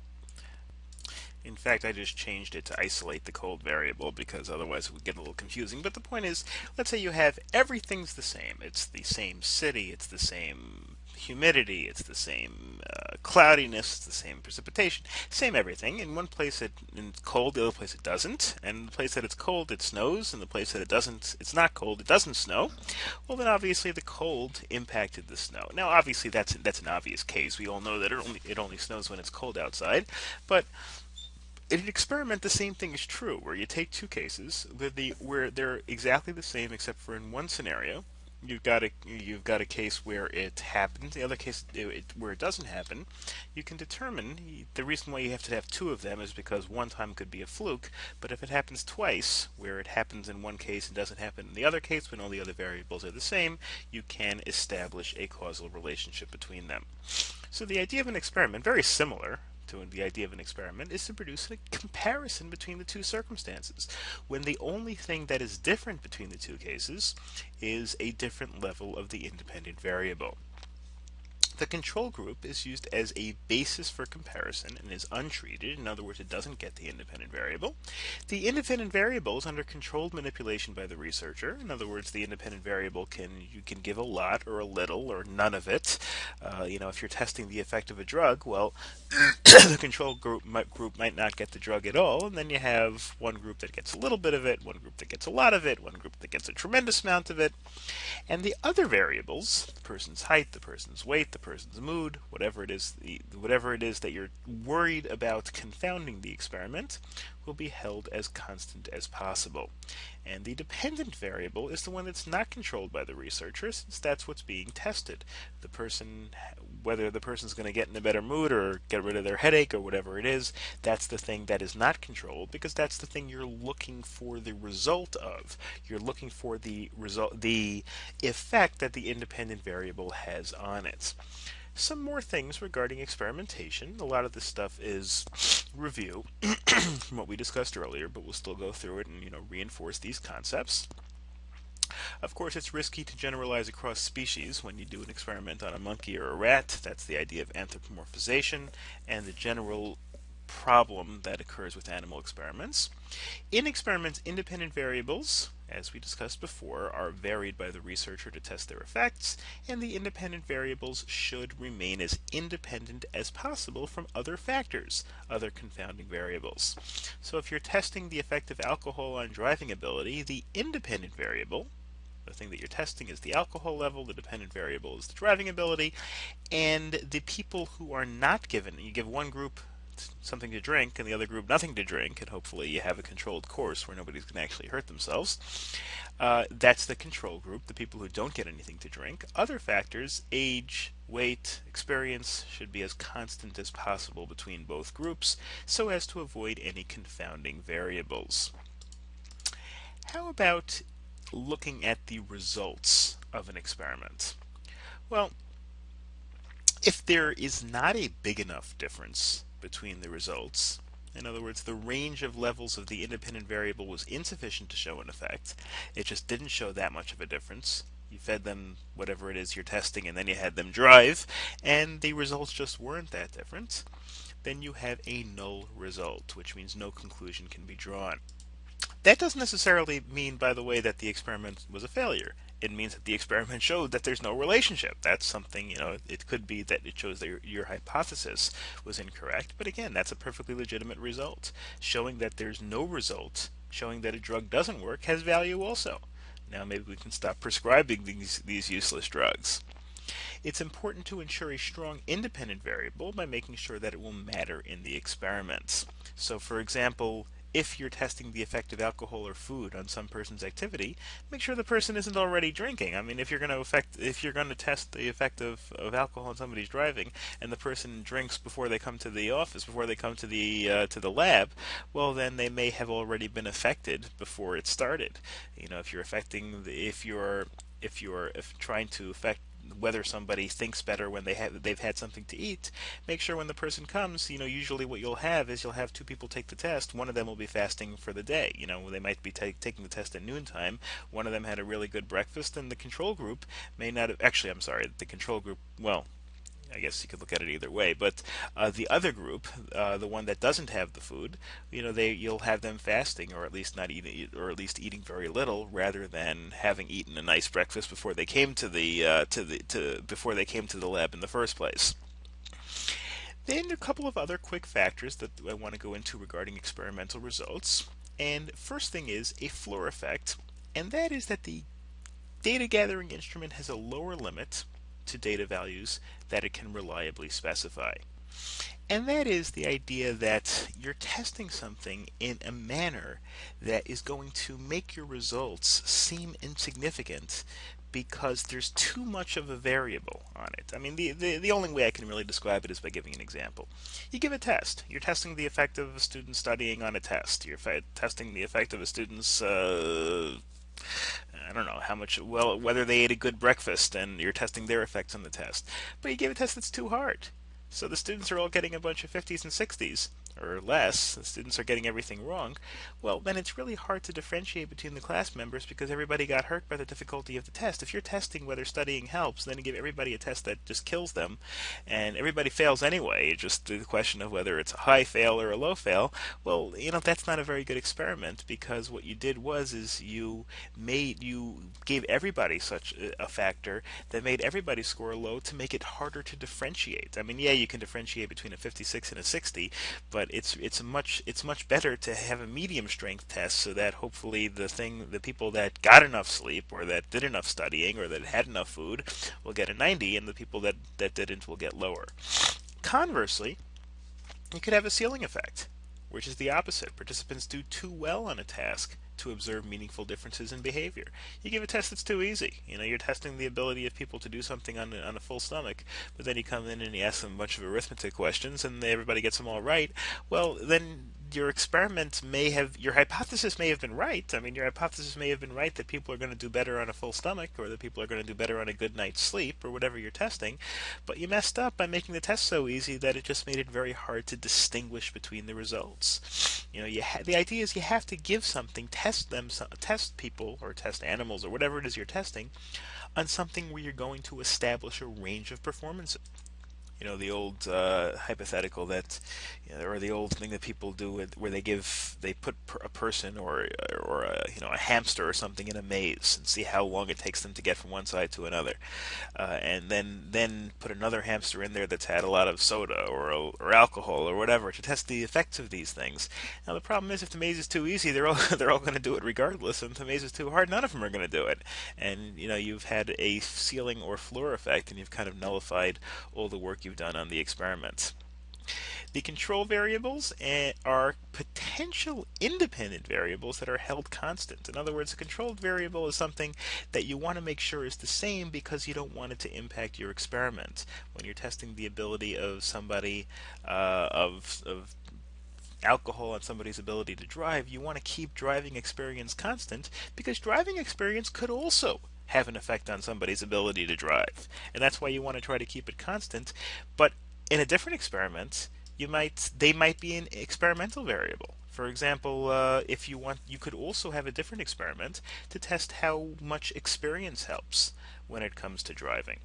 So if you're testing a drug's effectiveness for hair loss, age is a controlled variable. If you're giving them all Rogaine, or whatever it is you're testing, you want to make sure they're all approximately the same age. They're all, let's say, 60 years old. In another study, you may choose to use age as the independent variable. You may choose to have a 60-year-old and a 70-year-old and an 80-year-old and see which one loses their hair the fastest. That is something that it's a controlled variable in this experiment, but it could be an independent variable in a different experiment if that's what you're testing. A variable that inadvertently causes an experimental result, in other words, you by mistake took people of different ages, well, that is a confounding variable. It's confounded with the independent variable. There's an example here, a Coke Pepsi challenge, where labels had the effect and confounded the effect of the taste. People, they wanted to give people a taste test, and so they gave them the soda, but as it turns out, people who one of them had a better label. And the one that had a better label, people thought, or people it got into people's psyche that it tasted better. So that's a confounding variable. That's why when you really do a taste test, what you should do is put them both in the same exact cups, and and don't tell them which is Coke and which is Pepsi. People are going to have otherwise people are going to have preconceived notions, or people are going to have um, you know. they're going to be impressed by the by other factors that are going to confound your variables. The other option, if you have more than one variable, is to actually do a multiple variable experiment where you can have two different variables that you're testing. For example, you want to do Coke and Pepsi. Well, instead of just testing taste, you also want to test the effect of the label. So here you give both people or you give all the people, all the subjects, the bottle with the label on it. And so now, when you ask them which one is better, you're testing for the effects of both the taste and the label.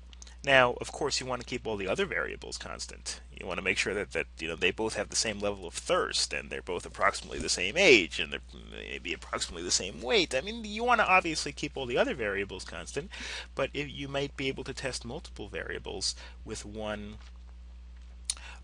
experiment. Now, of course, the advantage is that it's cheaper to do, or less time consuming to do it at once than to do it in two totally separate experiments. The disadvantage is, of course, that if somebody says they like Coke better, you don't know whether it's that they're liking the label better, or that they're liking the taste better, or some kind of combination thereof.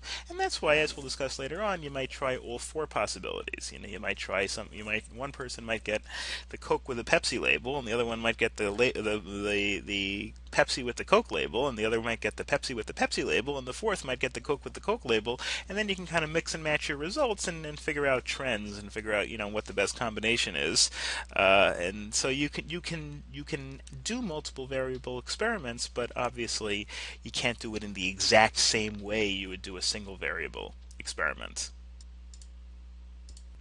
Now, the rest of the chapter deals with certain issues regarding the participants themselves, and the first issue is the Hawthorne effect.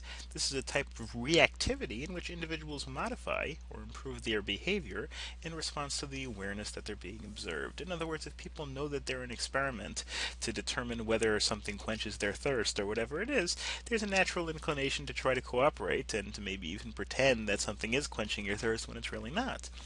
An example, people who simulated hypnosis in an experiment engaged in dangerous acts. If people know, you've all seen probably these stage performances where somebody hypnotizes somebody else and then says, behave like a chicken, and the person clucks.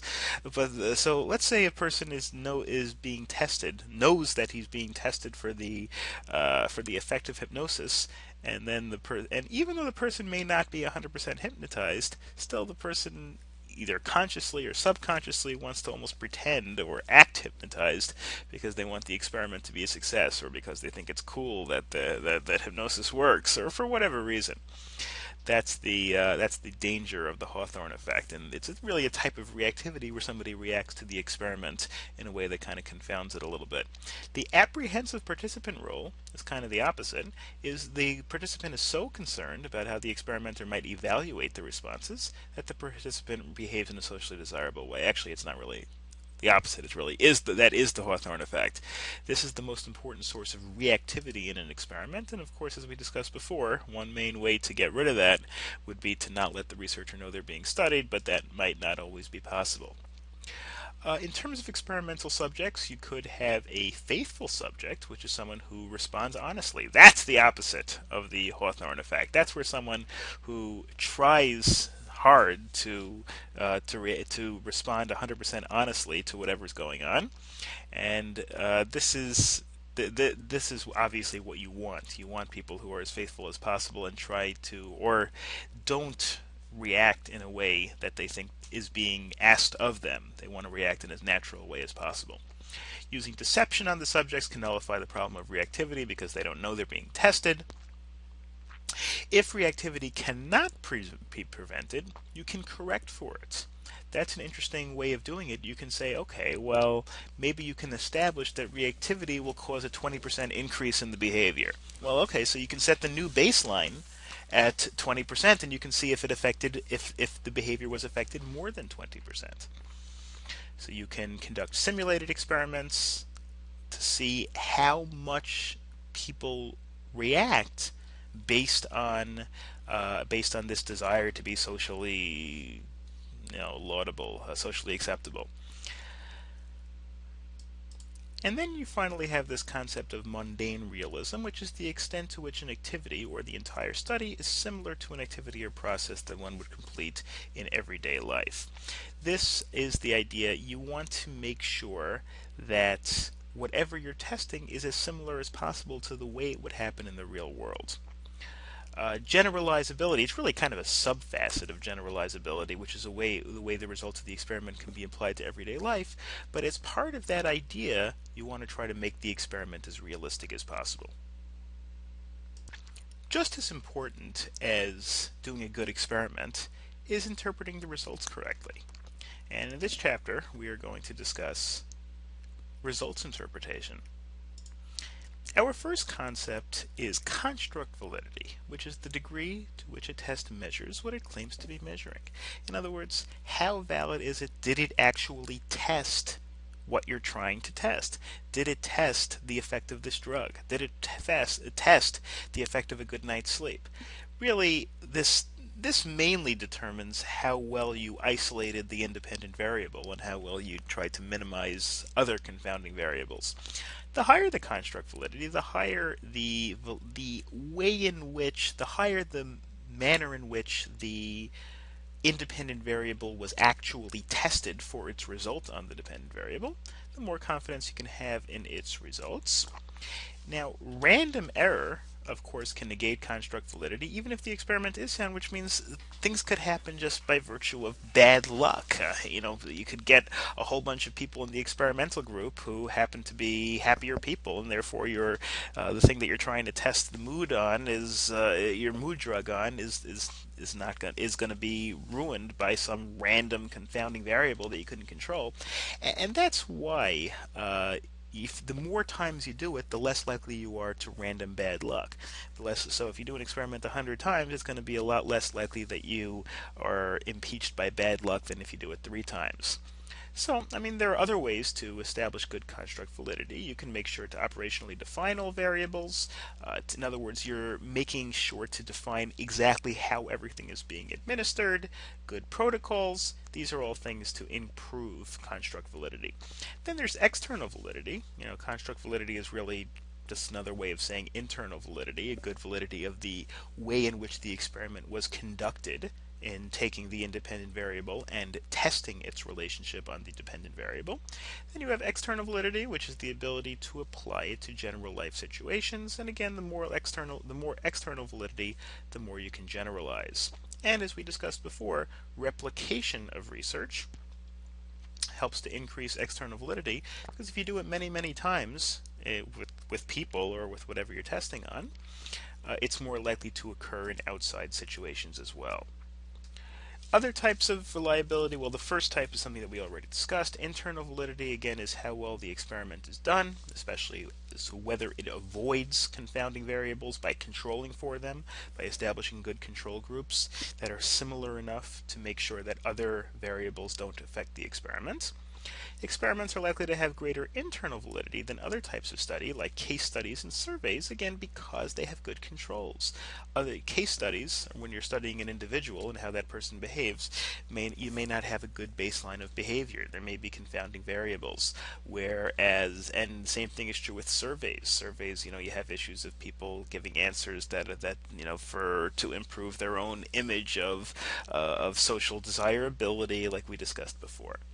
Split half reliability is test reliability that's determined by a correlation between scores of 2 parts of a test. Really, split half reliability is the idea when it's usually used when you're talking about tests or surveys. It doesn't really apply when you're talking about experiments. But here is, if you want to make sure that 2 parts of the test or 2 types of questions are measuring the same thing, compare the results. Take all the results of the first half of the test and take all the results of the second half of the test from the same person. And if both halves kind of show you the same thing, the first half of the test asks certain questions to lead you to believe whether the person is schizophrenic, and the second half also does, and do the results come out the same? If the results come out the same, then it seems that the two elements of the test are reliable, or at least they're as reliable as each other. They're measuring the same thing. That doesn't necessarily mean the whole thing is reliable, but it does mean that at least it's consistently reliable throughout the survey. There's test-retest reliability, which is determined by scores from the same test retaken at different times. If you're testing somebody's personality, give that person a test on July 28th, 2015, and then you give the exact same test on July 28th, 2016, if it's really about a fundamental personality, the tests, should be fairly similar. If they score similarly, and if you do this or if you do it with different people, and they score similarly year over year, test is pretty good. If they score very differently, so then it shows that it's too susceptible to the person's mood, it's too susceptible to the circumstances, may not be a very good test. Statistical reliability is when you have a large enough sample size to be confident in the results. You could survey 3 people on the street and 2 of them like spinach more than ice cream, and then you go and say, oh, well, look, spinach tastes better than ice cream. Well, if you did that to 1,000 people, you probably wouldn't get that result, because the point is you want a large enough sample size to make the results statistically significant. There's parallel forms reliability, which is you run the experiment multiple times in slightly different forms, increasing the external reliability. If 5 different experiments of different results all establish that people with a good night's sleep get better test results, you change the test a little bit, you change the people a little bit, you change the type of environment a little bit, you change with the kind of test a little bit, and it all shows the same thing. You're increasing external reliability because you're showing that in different real life situations, which have different, the result still tends to be the same. You do the experiment with the exact same factors 12 times in a row, well, that maybe doesn't show as much about whether it's exportable to real life situations, which may be different than your experimental conditions. But if you try so many different combinations of experimental conditions, it's more likely that you're going to come up with results that are exportable to real life. Random sampling is, of course, a key component of what makes the experiment valid. And what you want to establish is that each member of a particular population has an equal chance of being selected. If you're determining who's going to win the governor's race in Massachusetts, well, you're obviously not going to be able to ask all the millions of people, each person, but you want essentially each voter in the state to have an equal chance of being surveyed. And by random sampling, going through a phone book at random, whatever, obviously you don't want to go through the beginning of the phone book and get all the A's, because there might be confounding variables. Maybe people whose last name starts with A are more likely to be conservative. I have no idea. But the point is, you want them to be as random as possible. I guess the best thing you can do is just take all the phone numbers and spit them into a computer and have the computer, like Excel or something, come up with totally random numbers. You have stratified random sampling, which adjusts the results to conform to the demographic. That's an important thing that pollsters also do. Matching the percentages of males and females is an example. For example, if I know that 52% of all voters in Massachusetts are women, which is probably about right. There are a few more women than men out there in society. So if I say 52% of voters are women, and then I do a survey, and in my survey, of my 600 respondents to the survey, 54% of them were men, and only 46% were women. Well, I might want to adjust it and count the women's results as 52% of my entire result, and the men's results is only 48%, kind of adjust it a little bit to simulate real life voting, just because based on random chance, based on random luck, my survey oversampled men. So therefore I want to kind of correct for that oversampling, and political pollsters do this sort of thing all the time. A lot of argument of exactly, what you should correct for. Should you correct for political affiliation? Should you correct for race? Should you correct for gender? Should you correct for people who voted in the last election? There are interesting debates about what exactly you should correct for and what you shouldn't, but some correction is important to establish reliability. And there's meta-analysis, which is contrasting and combining results from different studies to identify patterns. There were 12 different studies that studied the results of a good night's sleep on various enterprises, various aspects that people are doing. And so you can combine these to maybe show some sort of a trend. Does a good night's sleep help with more mental acuity? Does it help with physical strength? Many different tests can kind of contribute to an overall conclusion. A theoretical construct or a hypothetical construct is something that can be used to, I guess, nullify or decrease the reliability of an experiment based on the idea that you have an idea as to why people react in a certain way. It's an explanatory variable, in other words, an explanation as to why something happened, that's not directly observable. Explaining superior test scores by pointing to motivation when motivation is not being tested. I try to test people's test scores from various backgrounds, but then later on I say, maybe it's not really, maybe my test wasn't good, even though I tested random people, because, in the experiment, when the people were taking the test, they had no incentive to do well. So, I don't know if I can necessarily apply that to real life, because in real life, people want to do well on tests because they want good grades and they want a good job and they want to make money, so they study very hard. Whereas in my experimental test, maybe people just don't care that much. So, how they do in their test, because it's not actually going to affect them. So that's an idea of saying, well, maybe when I'm testing grades, when I'm testing, the effect of a person's background on the person's grades, well, it might not necessarily apply to real life. Maybe in that case, I'd want to do more of an observational study. Then, of course, it's similar to intervening variables because it can confound an experiment. It can confound an experiment by establishing some other independent variable, namely motivation, that may be in part responsible for the test results. Okay, now I want to look into various scales. And this is not really about psychology that much, but this is about how things are measured. And there are four basic. Scale means a list in order, in some sort of order.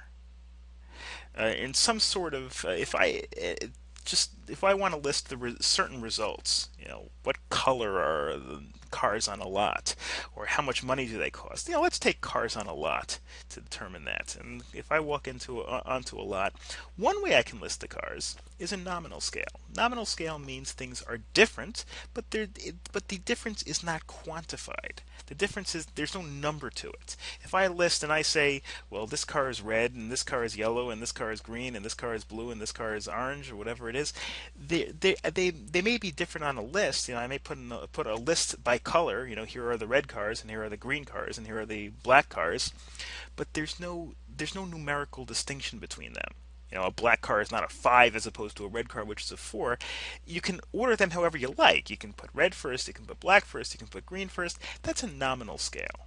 It's a descriptive category, but there's no inherent numerical value. You can list people by their gender, you can list people by their color, you can list people by their religion, you can list things by their color, or things by their whatever, whatever the case, by their size.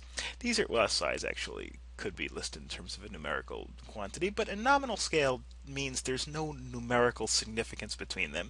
You can't really do an experiment on a nominal scale. You can't say, well, the answer was that it came out red. I mean, there's no measurement to it. It's just listing. The other scales all have to do with value, all have to do with quantity. The ordinal scale, in other words, the next level up in terms of statistics, has both identity and magnitude, which means that it can be listed based on size, and it has an ordered relationship, but the numbers themselves have no meaning other than to provide an order. So the best example here is order of finished in a race. We had a race, I came in first, you came in second, and Jane came in third. Okay, that doesn't really. It tells us a number. It can quantify it. We can have a list 1, 2, 3, but it doesn't really tell us anything about the relationship between the numbers. I mean, I might have finished the race in an hour, and you in an hour and 1 minute, and Jane in 6 hours. The list itself doesn't really tell us anything. It's an ordinal scale. It has magnitude. It has size. But it doesn't really tell us anything about the relationship between the numbers. relationship between the results. We can't tell from this ordinal scale whether it was a close race or whether the winning horse in a horse race won by a mile. Another higher level is an interval scale. An interval scale does have significance by how much of a difference there is between levels. The interval scale measures identity, like the nominal scale, magnitude, like the ordinal scale, but also in equal intervals, like the Fahrenheit scale. Temperature is made up of each equal temperature units. Difference between 40 and 50 degrees is the same as between 50 and 60 degrees. With the interval scale, you know not only whether the values are bigger or smaller, you know how much bigger they are. If it was 60 degrees on Monday and 70 degrees on Tuesday, you know not only that it was hotter on Tuesday, but you also know that it was 10 degrees hotter. And then if it's 80 degrees on Wednesday, well, you know then it was 10 degrees, another 10 degrees hotter. The difference between the temperature on Monday and Tuesday is the same as the difference between the temperature on Tuesday and Wednesday. But there's no real true proportionate relationship. There's no true zero. You can't define the difference as a percentage. For example, you can't say, well, if it was 100 degrees on one day and 50 degrees on another day, it was twice as hot. You can't. The reason why you can't say that is because the zero in the Fahrenheit scale means nothing. There's no significance to zero. In the Kelvin scale, you may have heard of, you may have not of, which is a temperature scale. It starts at true zero, which starts at absolute zero. Zero is the lowest possible temperature. That is the that in that case that would actually be what's we'll see a little bit later on called a ratio scale, where you can say if something is 200 degrees and something is 400 degrees, it's literally twice as hot because everything is based on zero. But an interval scale is, you can establish the relationship in terms of how big a difference there is, but you can't really establish anything to. You can't really establish a percentage. For example, let's say you're talking about a race. My example before. I finish at 2 o'clock, you finish at 2:05, another person finishes at 2:08. Well, that's an interval scale. You can say not only that I finished first and you finished second, the other person finished third. You can also say that I finished 5 minutes ahead of you and you finished 3 minutes ahead of somebody else. But you don't know, is that a lot or is that a little? When did the race start? Did the race start at 1:56 or did the race start at noon? If the race started at noon, it was a really close race. If the race started at 1:56, it wasn't a very close race. To really find out what the percentages are, you have to have a ratio scale. This has all four properties. Identity, like the nominal scale, magnitude, like the ordinal scale, equal intervals, like the interval scale, and it also has to have a minimum value of real zero. Weight.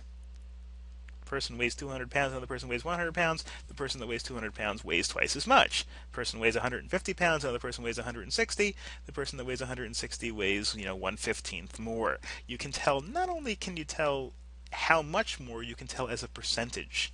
Exam score. One person gets a 30 on an exam, another person gets a 60. The person with the 60 got twice as many questions correct.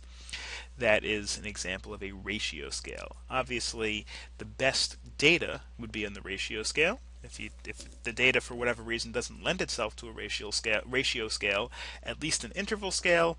When you get to the ordinal scale, and you're just having orders, I guess that could matter to some extent. A nominal scale has virtually no place when it comes to experimentation. A couple of other issues regarding scales. There's the psychophysical scale, which measures the impact of physical stimuli on psychological processes. If you get hurt, does that make you more depressed? Psychometric scale measures skills, knowledge, attitudes, and abilities. It's not so precisely defined because these quantities are harder to measure. So, for example, happiness can be tested from a psychometric perspective, but it cannot really be put on a psychophysical level.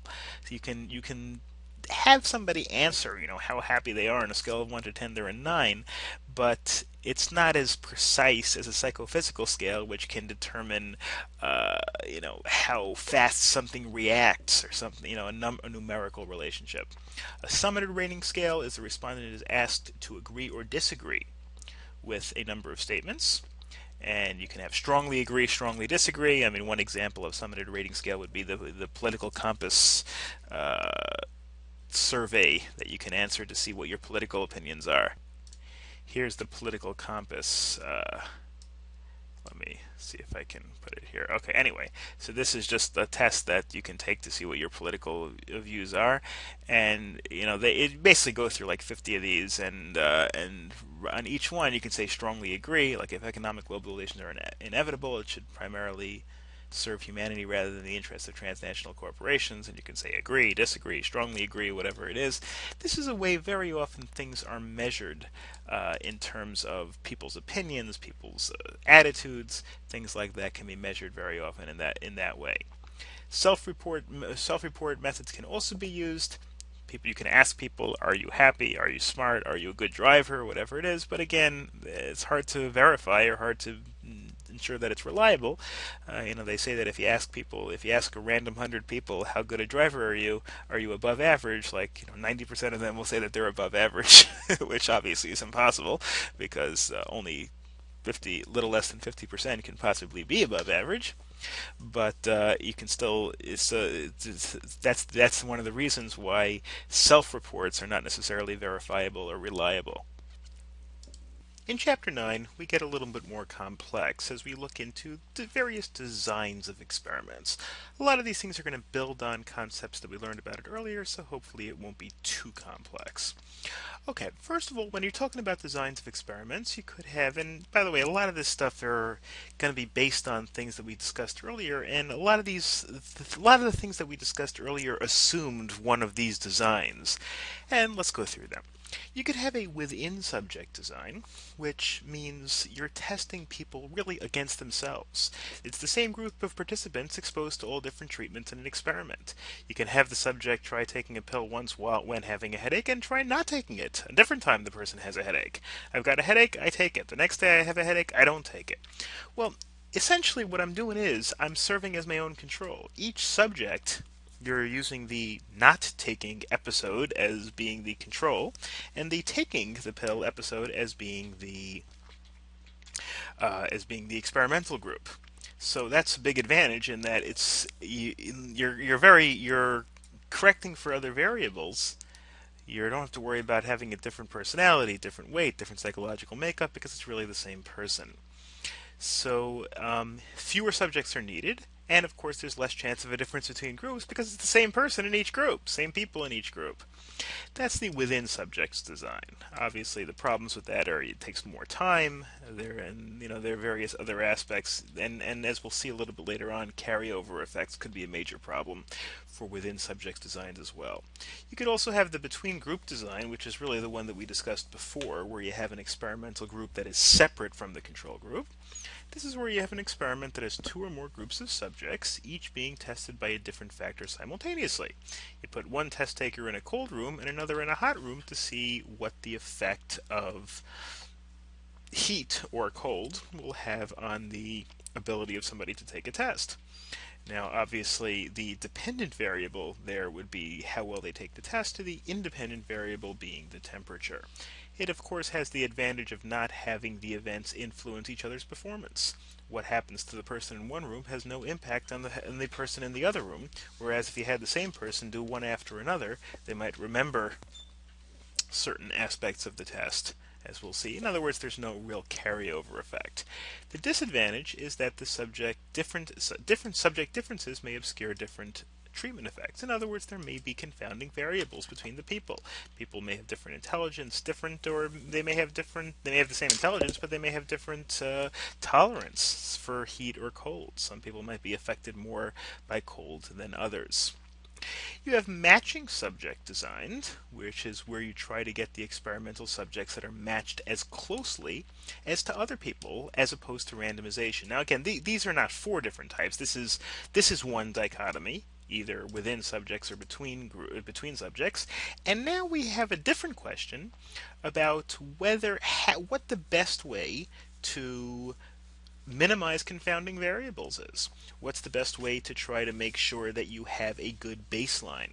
Well, one possibility is to try to match the subjects, try to get all the experimental subjects that are matched as closely as possible to avoid having confounding variables, getting two equally smart test takers in our hot and cold room, And of course, one problem with that is matching on one variable may cause a mismatch in the other. You get two people who may have the same intelligence, but maybe they have different stamina levels, or maybe they're at different stages of health, or whatever it is.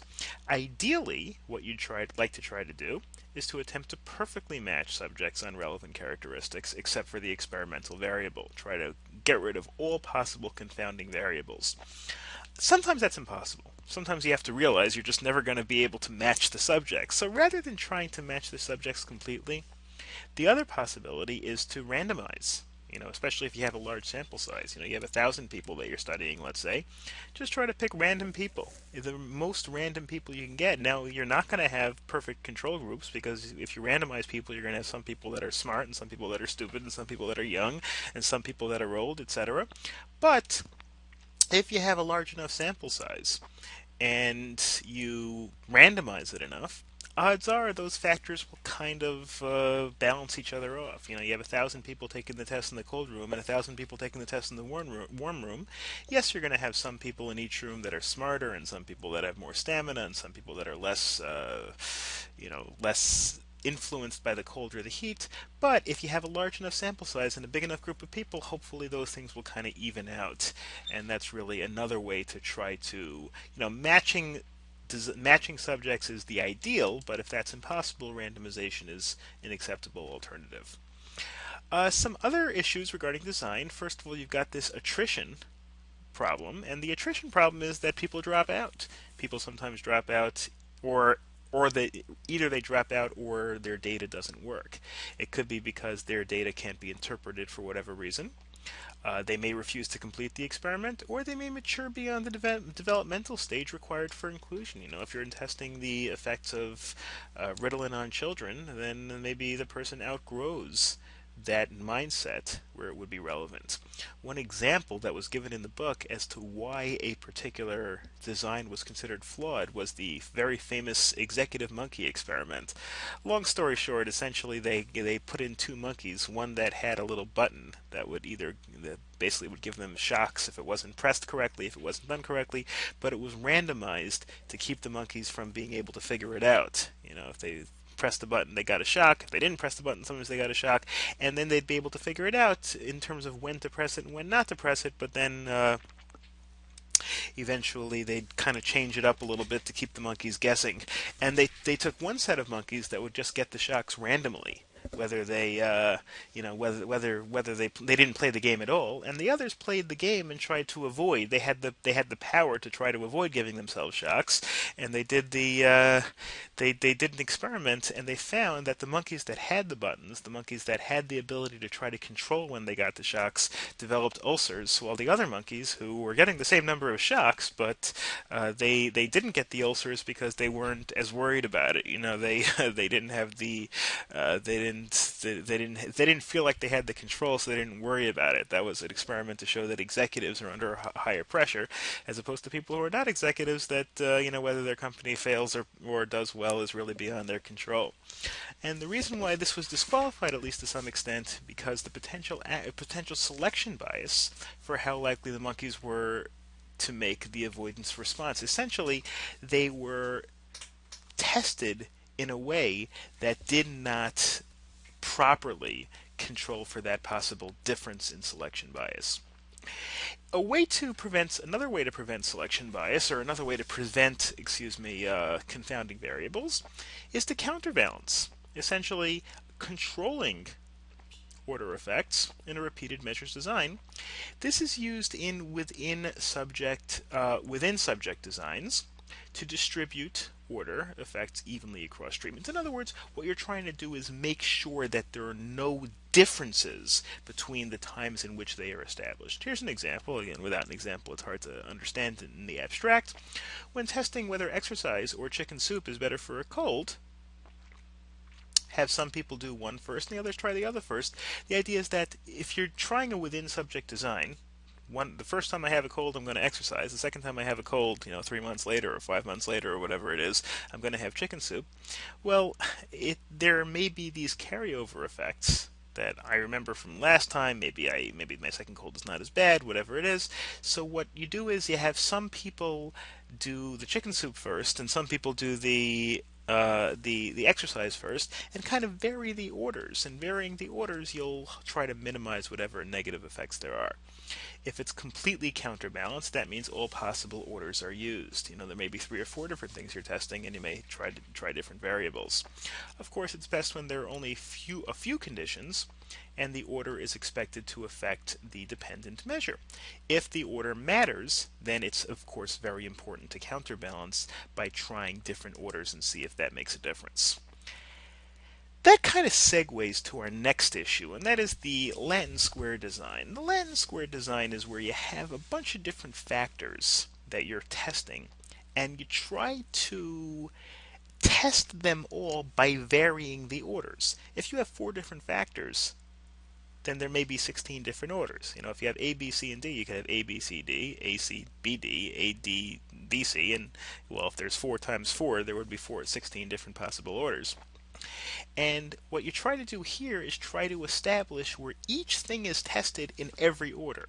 This is used where the researcher wants to control the variation that's related to rows and columns in the field. Rows and columns, of course, symbolizing the different impacts of different variables over here. Each treatment precedes and follows every other treatment equally often. So in my example, where there are 4 dependent variables and 4 independent variables, in other words, 4 possible results and 4 things that you're factoring into the equation, you'd really have to establish the experiment 16 different times. And for that reason, obviously, it's much more expensive and time-consuming to run, since you have to run it so many more times. Treatments are assigned at random within rows and columns, each treatment once per row and once per column, and of course they're equal numbers. And the idea, of course, is to establish all of them. You take all these different groups. In this example, you have 4 different possible orders. This would be an example of a 2 by 2 experiment. Two possible dependent variables and 2 independent variables. And so you want 4 different orders. So you randomly take, in this example, you have, 20-something different subjects. And you take a random subjects and groups and put them into different variables.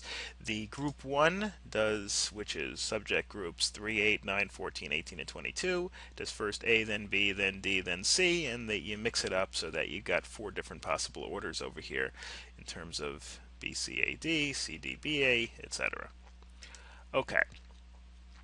Then you have this idea of the experimental group versus the placebo group, and we don't have to spend a tremendous amount of time on this because we've already covered it in previous chapters.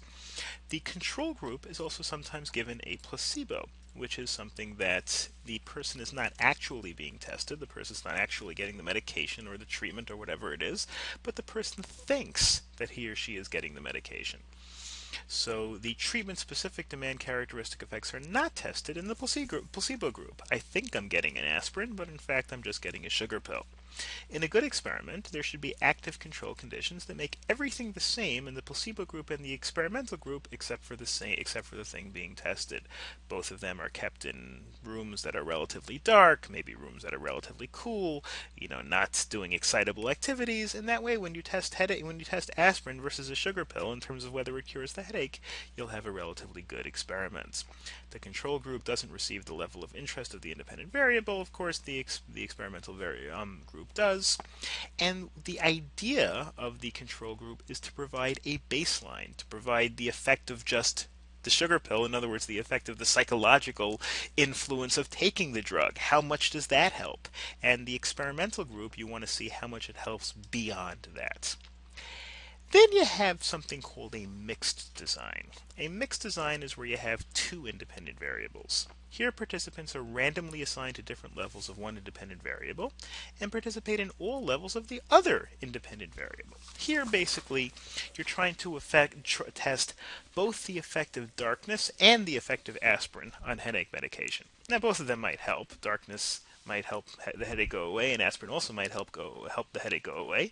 But you want to test either you're trying to test the effect of darkness itself, or you're trying to test, does the aspirin work better if it's dark out? Or does the aspirin work equally well whether it's light or dark out? In other words, you're trying to not only test both independent variables, but you're trying to test whether there's any mixture of results, whether there's any confluence of results between the two independent variables you're testing. So what you want to do in a mixed design experiment is you want to give everybody, all groups, uh, you want to establish all different possible combinations to see what happens. For example, you might want to have one group with aspirin in a light room, another group with aspirin in a dark room, another group with placebo in a dark room, another group with placebo in a light room, and that way you can look at all four groups and see, was there which one had the greatest effect, and was there a difference between the aspirin in the light room and the aspirin in the dark room, or did the aspirin work equally well? You might find, for example, that in the light room with no aspirin, with the placebo, was the worst, and then the dark room with the placebo was a little better, but then once they took the aspirin, they both got cured anyway. So the dark room and the light room made no difference. That obviously could have an impact in what you suggest to the patient. Do you suggest the patient, okay, go lie down in a dark room and take an aspirin, or do you say take the aspirin and the light or dark won't matter?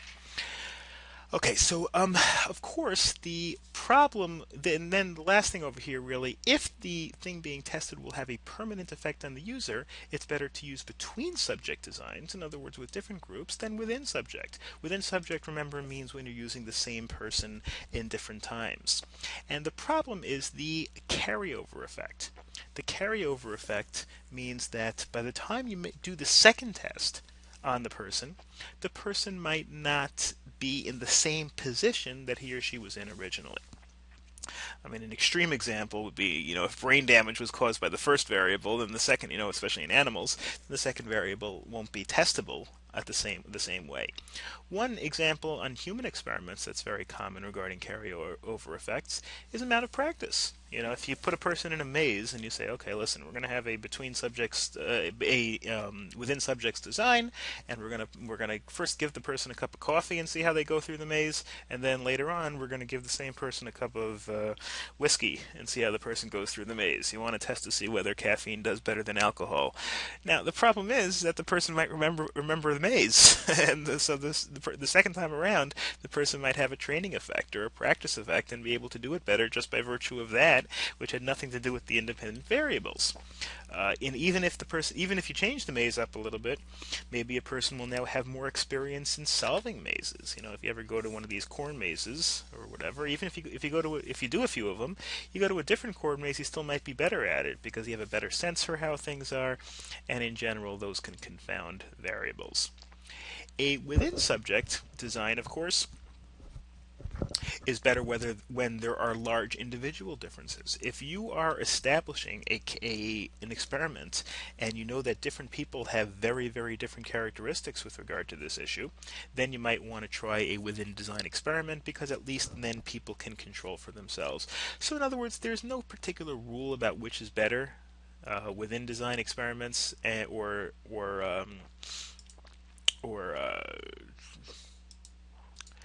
between subject design experiments. But the idea here is that they each have their advantages and disadvantages. When you have a within subject experiment, watch out, make sure you have enough time to do them both, obviously, but also watch out for training effects and carryover effects. And when you're talking about between design experiments, between subject experiments, make sure that you control for all possible confounding variables. Or or you can do both. If you have a subject that both has carryover effects and differences between your subjects, try them both and see if you can neutralize those by using both types of experiments and comparing your results. Chapter 10 mixes certain aspects of statistics with some of the experimental concepts that we've been discussing recently. Factors, or factorials as we're going to call them for the most part, are basically the idea of multi-factor experiments which are designed to evaluate multiple factors set at multiple levels. There's one thing about whether you took the aspirin, but another thing of, how much aspirin did you take? And, did you take one aspirin, or did you take two aspirins, or did you take one Advil, or did you take two Advils, or did you take one Tylenol, or did you take two Tylenols? And was it, did you have a headache, and did you also have, a sprained foot, and maybe a backache too? Which ones helped for which ones, and which combinations? All of that stuff is the focus of a factorial experiment, and a full factorial experiment is where each factor is tested at each level in every possible combination. It studies all paired interactions, can be economical and practical if there are few factors. If there are a lot of factors, it may be virtually impossible to test that many different experiments. But if there are only a couple of factors, if we're talking about just three drugs and three maladies, and maybe two or three different possibilities of dosages, maybe you can do a full factorial experiment. Obviously, the number goes up exponentially as additional factors are added. If instead of just three pills, three possibilities, you're also testing a leave and also I don't know, alcohol or whatever it is. Now all of a sudden you got five factors to test. And remember, for each one of these, you're going to have to test different dosages and different maladies that it's trying to cure. You could run up and you could have an impossible situation. If you have three things that you're testing by three, that's only nine possibilities altogether. Five by five is 25 possibilities. But if five by five and then another five, because you're testing five different possible dosages, well, now all of a sudden you're talking about 125 different combinations, and it becomes virtually impossible. The advantage of a full factorial experiment, of course, is that it enhances similarity to the complexity of behavior. What you're doing is you're combining different factors and different combinations, just like in real life. There are many different factors that determine people's behavior and people's reactions to things. It has ecological validity and generalizability in terms of the way it can be simulated in real life, really for the same reason. And it also increases internal validity because you're testing all the different possibilities by testing all these various combinations. So that's really what factorial is. In a simple factorial experiment, let's say a 2 by 2 factorial experiment, where you have two possible independent variables, each of which have two possible conditions. Did you take the medicine or did you not take the medicine? Did the headache get cured or did the headache not get cured? Actually, that would really only be one variable. So let's say you're testing aspirin and Tylenol, and the results could be the headache got cured or the headache didn't get cured. So you have four different combinations really that you're looking at. So four is really the minimum level of combinations in a factorial experiment. I mean, the example would be what we discussed before with aspirin and Tylenol and dark room, light room. So you'd have to test dark room Tylenol, dark room Advil, dark room aspirin, light room aspirin, and light room Tylenol. Or if you want to use a control group, then you'd have to add another layer. So it would really be a 2 by 3 in that case. The factor can be three levels also. You could have a 4 by 2 by 4, let's say, like we discussed before. Let's say you're testing nothing versus aspirin versus Advil versus Tylenol. And 2, you're testing light room, dark room. And 4 for one pill, two pills, three pills, or four pills. Well, then you'd have really a 4 by 2 by 4 experiment, and you'd really have 32 different conditions. Although actually that one there'd only be 29 different conditions, because for none there'd be no difference between taking one pill, two pills, three pills, and four pills. But alright. Actually, well, if you had a placebo, alright, whatever. Anyway, you get the point, hopefully. In a factorial experiment, the number of factors is the number of independent variables, and the number of levels is the number of instances that each independent variable can include in this experiment. Well, the independent variable may be by Advil, but how many different times do you have to test the Advil in terms of dosage? In terms of light room or dark room? How many different times do you have to test this particular independent variable? And the factors, of course, are what are being tested. So, for example, if you're testing the recall of a number of sequences in younger or older people and lower IQ and high IQ people, you're testing how, if I give you a number, 26871. So can you remember that I said 26871? And then I try it with six numbers, 293417. It's 293417, I think. Anyway, the point is that I'm giving you this test, and I'm breaking it down based on people who I have a group of people who are smart and a group of people who are not smart, and a group of people who are young and a group of people who are old. So I'm testing the ages and the IQ levels, which are both, of course, independent variables, and the dependent variables will be how much they remember. So I'll have to use different combinations. It'll really to be a factorial experiment. I'll have to test a young smart person, then a young person with a low IQ, then an old smart person, and an old person with a low IQ as well. And that will allow me a full 2 by 2 factorial experiment.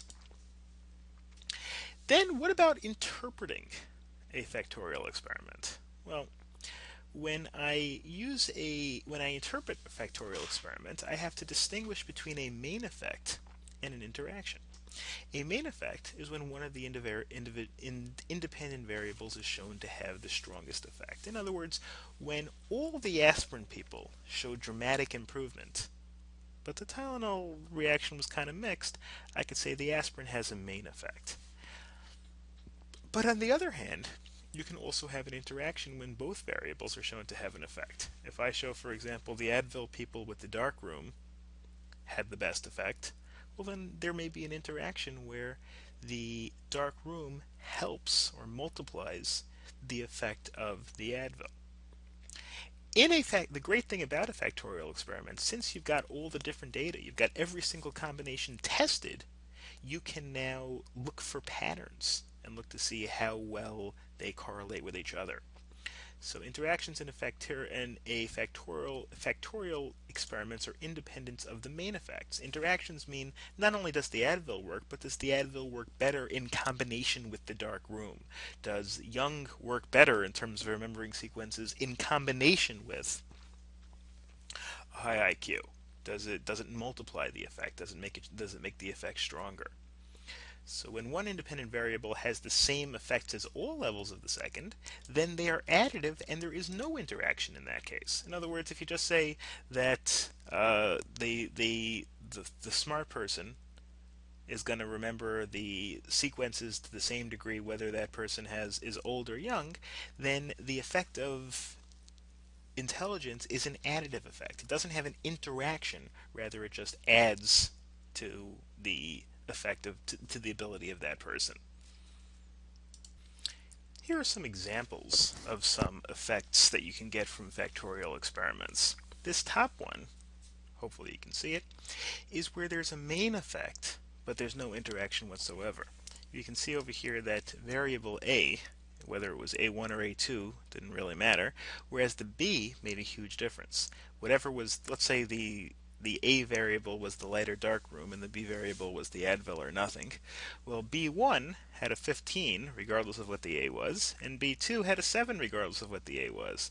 This is a B main effect, but there's no effect of A, there's no interaction whatsoever. Here there's both an interaction and a main effect. B made a difference whether it was B1 or B2, but it made a huge difference in combination with A. Look, in terms of when factor B1 was 5 or a 6, whereas factor B2, when combined with A2, drove it all the way up to a 17. So there's kind of a multiplication of effect between A1 and A2, which really manifested itself when there was a B2. Food sometimes, when individually they might not have that much of an impact, but when combined, liquors, whatever it is, sometimes they can have drugs. Drugs with liquor. Liquor might make you a little tired, and Ambien may make you a little tired. But liquor combined with Ambien could have a much greater effect than either one could have by itself. That's what they call an interaction. If you look at these charts, let's say you had two factors over here, and you see here there was no correlation between the two. Whatever happens with this one on the x-axis, the y-axis isn't affected. B, there is an additive effect, but there's no interaction. There's a direct relationship, but you can see the two things have nothing to do with each other. They're parallel to each other. One thing has nothing to do with each other. The third one over here is an inverse relationship. As one goes up, the other goes down. 4 shows an interaction. where even though with the first criteria being tested there's no effect, when the second criteria is being tested there is a proportional relationship. The condition that produced a flat line must have had some variable that neutralized the effect of the independent variable to the other one. In other words, whatever experiment produced this one, remember these lines are each of a different experiment, and so this experiment produced no relationship, whereas this experiment produced a different relationship. So therefore, the factor there had to have been some factor that neutralized the relationship between the two, or there has to have been some sort of interaction between the variables to cause it's something like this one. It's this D chart is something like this chart over here, where under B1 there was very little distinction between A and A2, whereas under B2 condition there was a huge difference between A1 and A2. Here's where you have a main effect for both. This is an example where just both, like the aspirin works and the dark room works very well. They both have a tremendous effect, and you can see where the effect is marked no matter which one you use, but they just add to each other. A1 and B1. Let's say that represents no aspirin and light room, so the headache doesn't get helped very much at all. If you have a dark room, I'm sorry, let's say A was the aspirin. So A, you have the aspirin, but you have a dark room. You have a light room. That's B1. You have some effect. No aspirin with dark room, you have some effect. But if you have both, you have even more of an effect. That's where both have a main effect. In other words, both increase the effect on the dependent variable, and they really do so independently. That's not really necessarily an interaction. It's just that they both do so independently. An experimenter tests whether people prefer ice cream or cookies for dessert. Study shows that a majority always prefers ice cream, but in the summer there's even a larger majority for ice cream. So there's a main effect that people like ice cream more than cookies in general, but that is magnified in the summer. For example, during the winter you might go to 20 people and ask them, and maybe 12 prefer ice cream and 8 prefer cookies, but in the summer maybe that's 19 to 1. It's an interaction between the two factors that causes the extreme results. You can also have random group designs. Random group designs occur where comparable groups of individuals are formed and the groups are treated the same way in all respects, except that each group receives only one level of the independent variable. This is a classical control group experiment. This is really much more within the kind of experiment that we've really been discussing throughout the entire course. And what we do here is we assign each incoming participant. A person signs up, walks in, give them a card, and say, okay, go to room 1, go to room 2, go to room 3, and assign each incoming participant to the next available condition until you have an equal number of each condition. That's really what most experiments do. These are, of course, between subject designs. You're going to have one room where the people are going to get the aspirin, and the other room the people are going to get the placebos. And the way you assign them is random. First person to walk in gets the placebo, second person to walk in gets the aspirin, and you keep going. Obviously, the people who are getting it don't know that. And of course, the most important thing also is to control is the equivalence of the group receiving the various treatments. You want to make sure they're both in a light room or both in a dark room. That you want to make sure that they both have had a similar amount to eat or drink. You want to make sure that they're not sick. Obviously, you want to try to keep all the rest of the factors as comparable as possible. You can also do, as we discussed last chapter, with a within subjects design. Which is where you do the same thing on you do the experiment, different components on people at different times. This requires more measures per subject. In other words, you have to test it on the person at least twice, once with the headache and once without once when they have a headache with the aspirin, and once when they have the headache with the placebo. Again, we've already covered within subject designs already. Carryover effects are the major problems, as we discussed in the last chapter. Then you could have a mixed subject design with at least one within subjects independent variable and one between subjects independent variable. In other words, you have both. You run an experiment with the same person consecutively and with different people. Let's say in studies of GPS systems. I'm sorry, that was a mistake. But in GPS systems, which is obviously global positioning systems, we follow get directions. Different people were given different qualities of directions and asked to do both familiar and unfamiliar trips. In other words, to figure out how well a GPS works, I think these were in the days when people weren't so familiar with using GPS systems. They were given good directions and they were given bad directions and see how well the GPS system would help them navigate through the system. Within subject element would be the same people making both trips. And a random group element would be different people given different quality directions. In other words, they also wanted to test to see how well would GPS only work where you're familiar with the territory, or would it also work when you're not so familiar with the territory? So the within subject elements, they took people and they put them in a city that where their home is, and then they took them using the same GPS or the same mapping system and put them in an area where they're unfamiliar in order to test them against themselves. Then they would also have different people using the GPS system with similar circumstances. In other words, what you try to do there is you try to minimize the effect of either of the problems. You try to minimize the problem of the mixed design experiments of having different people having different confounding variables, and you try to eliminate the within subjects problem of carryover effects. Here's another example where you have two variables here. You're trying to test whether visual illusions get weaker and weaker as we continue to stare at them. So one variable is the time, the amount of time you stared at them, but also we want to know, is there a distinction between men and women? So you can use separate genders to test between genders, but then if you want to test with the length of time you're staring, you can use the within subject design, because you have two different variables. Now, between genders obviously cannot be tested by a within subject design, unless you're going to change the gender of a person in order to do the experiment, which is probably not going to happen. With gender, the only way you can do it is by having different subjects. On the other hand, when you're talking about length of time, a within subject experiment might be best, because you can have a person staring at it for 3 minutes, and the next day staring at the same thing for 10 minutes, and see if they can identify what's on the paper just as well. The next chapter is going to cover a particular type of experiment, and that is a small n experiment.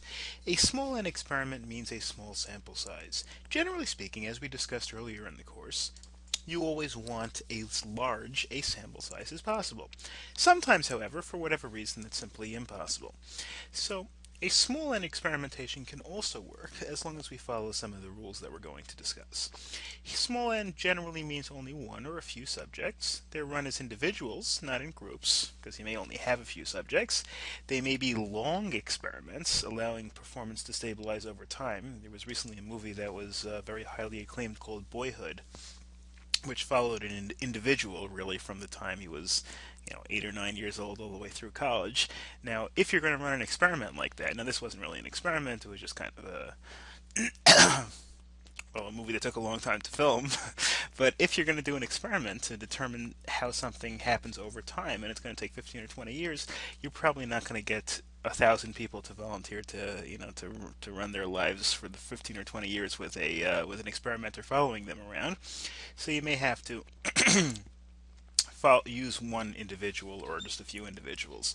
The data of each experiment is considered individually and with little use of statistics because there are so few people that are being tested. Examples would be where you're studying behavior modification. It could take months for something to manifest itself. It's much easier to study, something could be easier to study when it's looking at a single subject, if it's very in-depth analysis, or where it could be difficult or expensive to use large sample sizes. Now, there are a few different possible ways to, again, we're talking about usually looking at an individual and how that individual reacts to long-term treatment. Cancer treatment, psychological treatment, whatever it is. Now, there's the A-B design, which is not as good. The A-B design is a two-part phase, which is designed as a baseline, which is the A phase with no changes, and then the treatment or intervention, which is the B phase. You see how a person reacts, how a child behaves in school without taking Ritalin, and then you give the child Ritalin for a few months and study how the child behaves over the next few months. That's an A-B design. The A-B-A design, which is superior, but as we'll see we can't always use it, shows a reversal to treatment and back again. So in other words, for the child's situation, you'd give the child no Ritalin for 4 months and see how the child's behavior is. Then you'd give the child Ritalin for 4 months and then see how the child's behavior is, and then go back to give the child no Ritalin for 4 months and see if the behavior regresses back to the original point. That's an ABA design. It starts in phase A, then it goes to phase B, and then it goes back to phase A. So the problem with AB design that it's susceptible to confounding. Maybe the child started behaving better because the parents started paying more attention to the child, or because the child grew older, or whatever it is. There's no real good way to know that the reason for the child's behavior at that time was specifically the independent variable. So you need to obtain a baseline of behavior to test the effect of the experiment. You don't know that your original A phase was really a good baseline. ABA, on the other hand, tries to help that. It's called a reversal design. This is the best way to do a small number of small n experiment. And the reason is because what you're trying to do is you're limiting the possibility of a confounding variable. If the child became better behaved because the parents started paying more attention during the B phase, well, then the child shouldn't regress back to the A phase after the Ritalin is taken off. After the Ritalin is taken off, the child, if it were based on factors that have changed, should continue the good behavior. So if the child in the last phase reverts back to the old behavior, it's a pretty good indication that the drug was working. Now, obviously, it's not 100%. I mean, theoretically, it's possible that the parents started paying less attention again as soon as the Ritalin came off. Again, that would be a double coincidence. All that is possible, which is why any small n experiment has some risks, but it's certainly better than the ABA dynamic is better than just testing it once. Now, of course, an ABA is not always possible for various reasons. One reason is that it might be impractical or unethical to take somebody off treatment. If somebody's suffering from cancer treatment and you do an AB phase, and then the B, which is the chemotherapy or whatever it is working, well, then the person's not going to want to go back off the therapy and risk their lives just to help this experiment. So it might not be possible to do an ABA design, and one way around that to help an experiment is to use a multiple baseline. This staggers the treatment to test the experimental variable. Multiple subjects are plotted in a graph where change is made to one but not to the other two. You might have three subjects that are similar, maybe three children that are the same age, or three different behaviors that you're testing in the same child, something like that. And rather than treating them all at once, you stagger the treatments. You start one treatment in January, one treatment in April, and one treatment in June.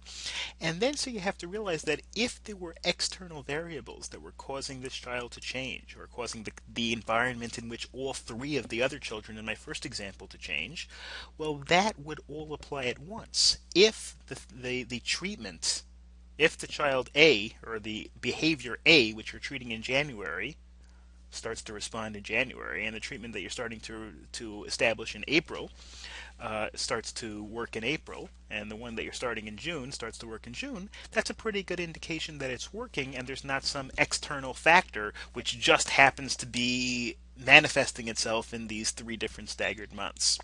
So this is done when ABA experiments will not work, either because the B phase can have a carryover. I discussed before that it would be unethical to end the B phase if it's really helping the subject, but the other possibility is maybe the B phase can have a carryover. Maybe, for example, the child on Ritalin, when the child is behaving well, in the B phase, maybe the child realizes that it's worth it to try to behave well and to make an extra effort, and so therefore going back to the A phase later on might not work because there might be a carryover effect that has nothing to do with the Ritalin itself.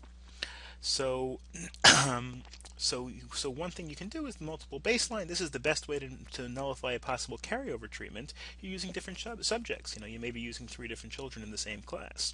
It can be used as within subject or between subject. Like I said before, you can use it as three different children. That would be the between subject approach. Or there could be three different treatments for the same problem in the same subject. That would also be within subject, like testing one behavior while the other is being treated.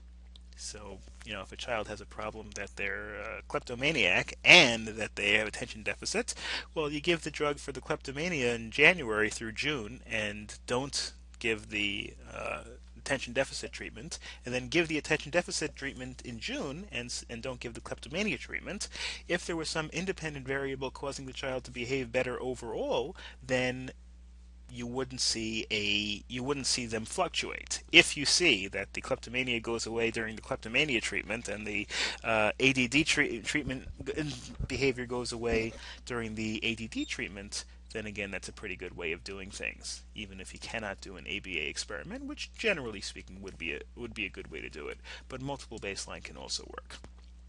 We can also do alternating treatment, which is really similar to multiple baseline within subject variable.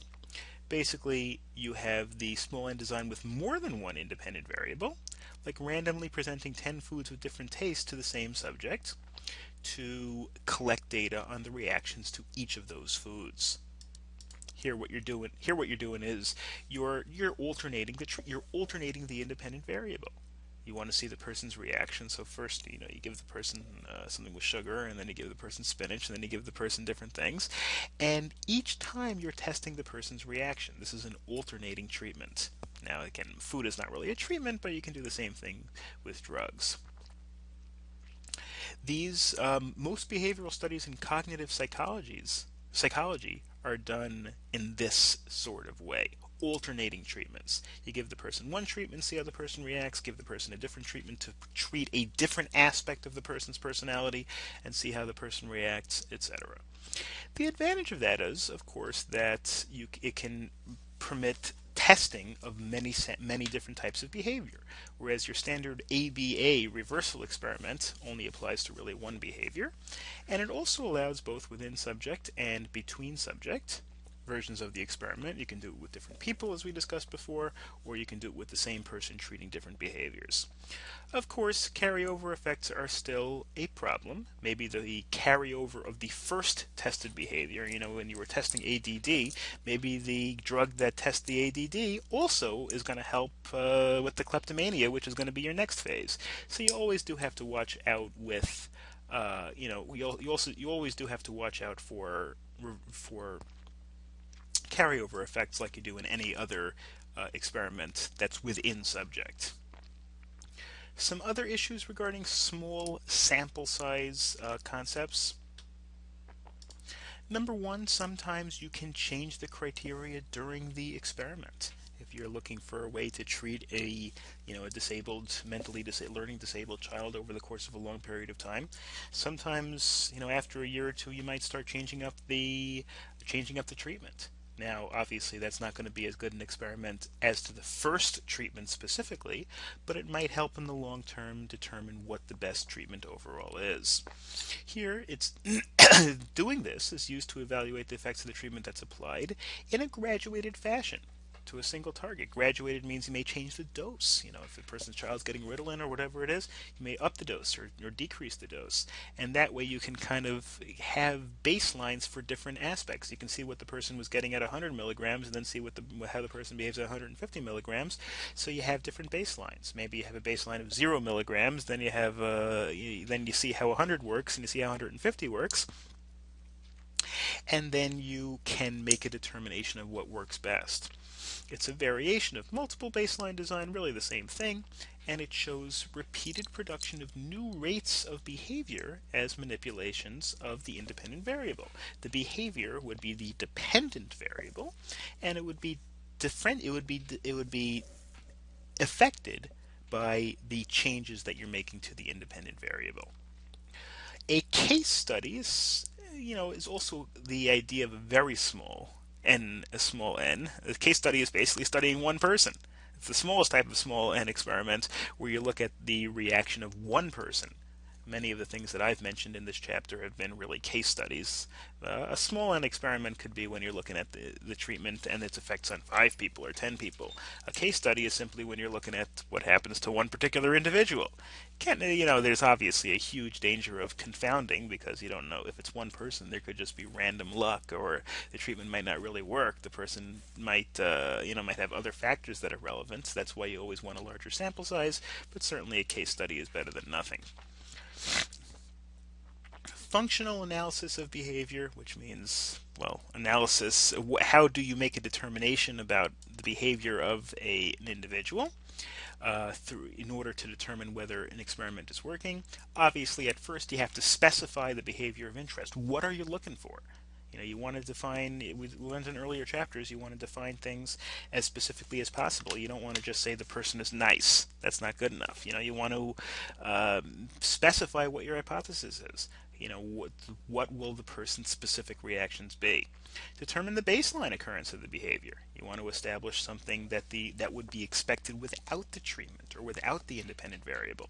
Then, of course, you want to identify the outcome of the behavior, which is the effect of the treatment on the dependent variable. And you want to make sure that the variables are not manipulated by other confounding variables. Next, we're going to look at an entire group of experiments, an entire category of experiments called quasi-experiments. In quasi-experiments, the only difference between this and a regular experiment is that the experiment lacks a random assignment to the experimental group or the control group. As we discussed before, the general idea is to try to get as random a result as possible, or a randomest assignment as possible, by assigning some people to the experimental group and some people to the control group. In a quasi-experiment, for whatever reason, you're simply not able to do that. One possibility is because you just have no control over who gets assigned to what. For example, if you're testing the effects on things on people who come from violent homes, there's just no way to reliably establish.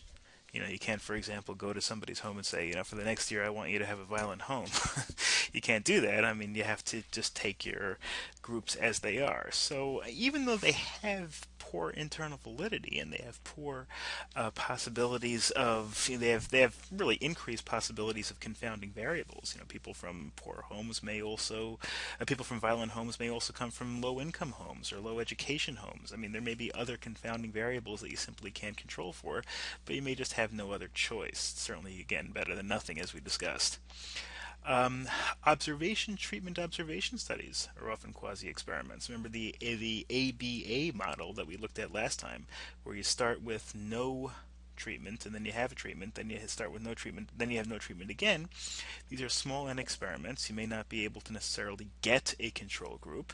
You may not be able to ideally get a random assignment.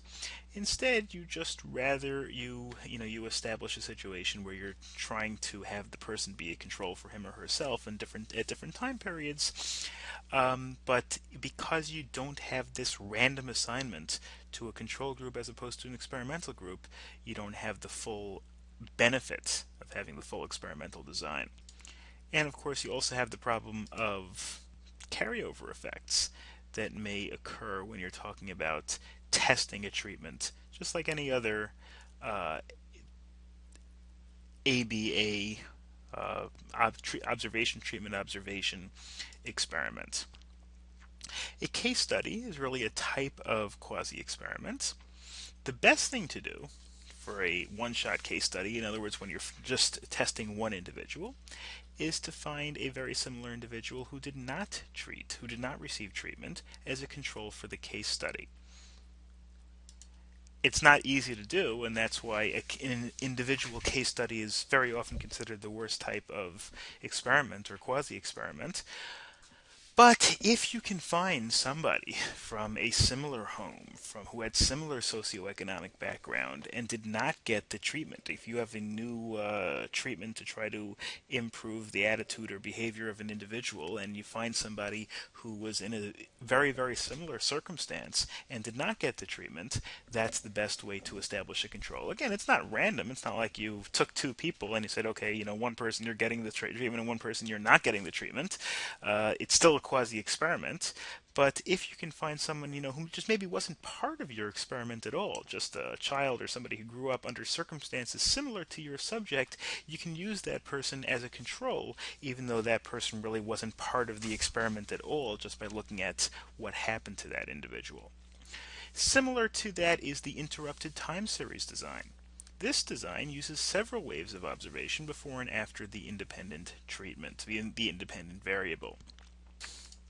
What this is essentially is looking at many different data points You have multiple observations before the treatment, multiple observations after the treatment, and in between to try to get an overall pattern. The example over here they give is testing the effects of a crackdown on drunk driving by looking at a series of many data points. For example, you might look at the how many drunk driving accidents were there 3 years before the crackdown, and then 2 years before the crackdown, and then 1 year before the crackdown, and then the year of the crackdown, and then the year after, then the year after that, then the third year. In other words, you look at many different data points. If it were just one data point, again, you're trying to increase the validity, even though you don't really have a control. You don't have like a parallel society. I guess theoretically, if you wanted to have a good control, you'd use a different city. You'd use a different city with similar populations and similar culture. If you were testing the effect of cracking down on drunk driving in Boston, maybe you would look to see what happened in New York when they did not have a similar crackdown. So maybe that you could use as a control. But if you can use a control, if you can't use a different city, if you don't have a parallel way of looking at things, you can look at different data points. If you look at things from 3 years before, 2 years before, 1 year before, and then 1 and 2, 3 years after, you can isolate from the possibility of some other factor. If you just looked at the 1 year before the crackdown and the 1 year after the crackdown, well, then maybe you can make an argument that there was something else that caused the distinction. Maybe the economy was better in one of the years, and that caused a decrease in criminality or a decrease in drunk driving, whatever it is. But if you look at many data points, you look at 3 years before, 2 years before, and 1 year before, and then you look at 3 years after, 1 year after, and 2 years after, well, that gives you a better chance of getting a good sample. Of course, the major problem, as we discussed with an interrupted series design, is that it's difficult to establish a matched control group. In fact, you really don't have a matched control group. You're trying to compensate for that by using many different data points. One way to increase the internal validity is to try to include a non-equivalent control, which means that really what makes this a quasi-experiment is simply that the assignment to the group was not random. But that doesn't mean that you can't try to find something that could act as a control, even though you did not specifically have any power over which one was the control. If you're doing an experiment and comparing the effect of a crackdown in Boston to the effect of a non-crackdown in New York, well, you didn't have any control over which one was which, but you can still study that effect. The subject variable is the inherent characteristic that the researcher selects to test its effects that could be something besides the independent variable. For example, if you're testing the effects of education on income, well, obviously education would be the independent variable, the income would be the dependent variable, but then you might throw other things into the mix. Does age matter? Does gender matter? Does religion matter? Does memory matter?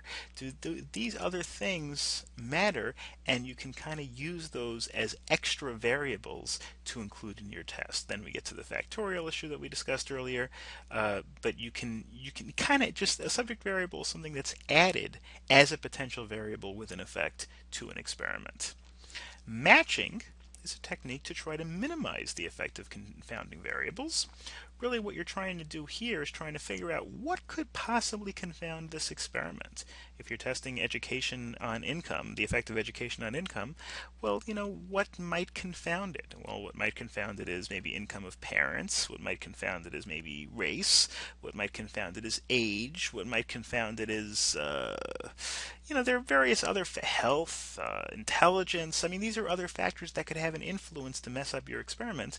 And so what you try to do with a matching technique is you try to find subjects on both sides who have similar characteristics in terms of all those confounding variables. You try to have subjects that are the same race and the same age and the same intelligence and the same health and the same all that other stuff.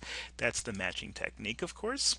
Problem with matching is, number one, it can be very difficult to do because you got a lot of different confounding variables, and trying to find people with all the same variables is not easy. Measures of some relevant matching variables may be difficult to take. Whether somebody is street smart, for example, can have an impact on their income, but street smarts is not easy to measure. There could be a regression and we discussed more. We discussed a little bit regression. We're going to really discuss it more next chapter. But regression essentially means that when you measure someone, if the result is far away from the average, that could regress and go back towards the average the next day. You take a test on someone and you see that they're extremely unhappy. So then you say, okay, well, if I'm testing some sort of a drug on that person, I'd better find a control who is another unhappy person.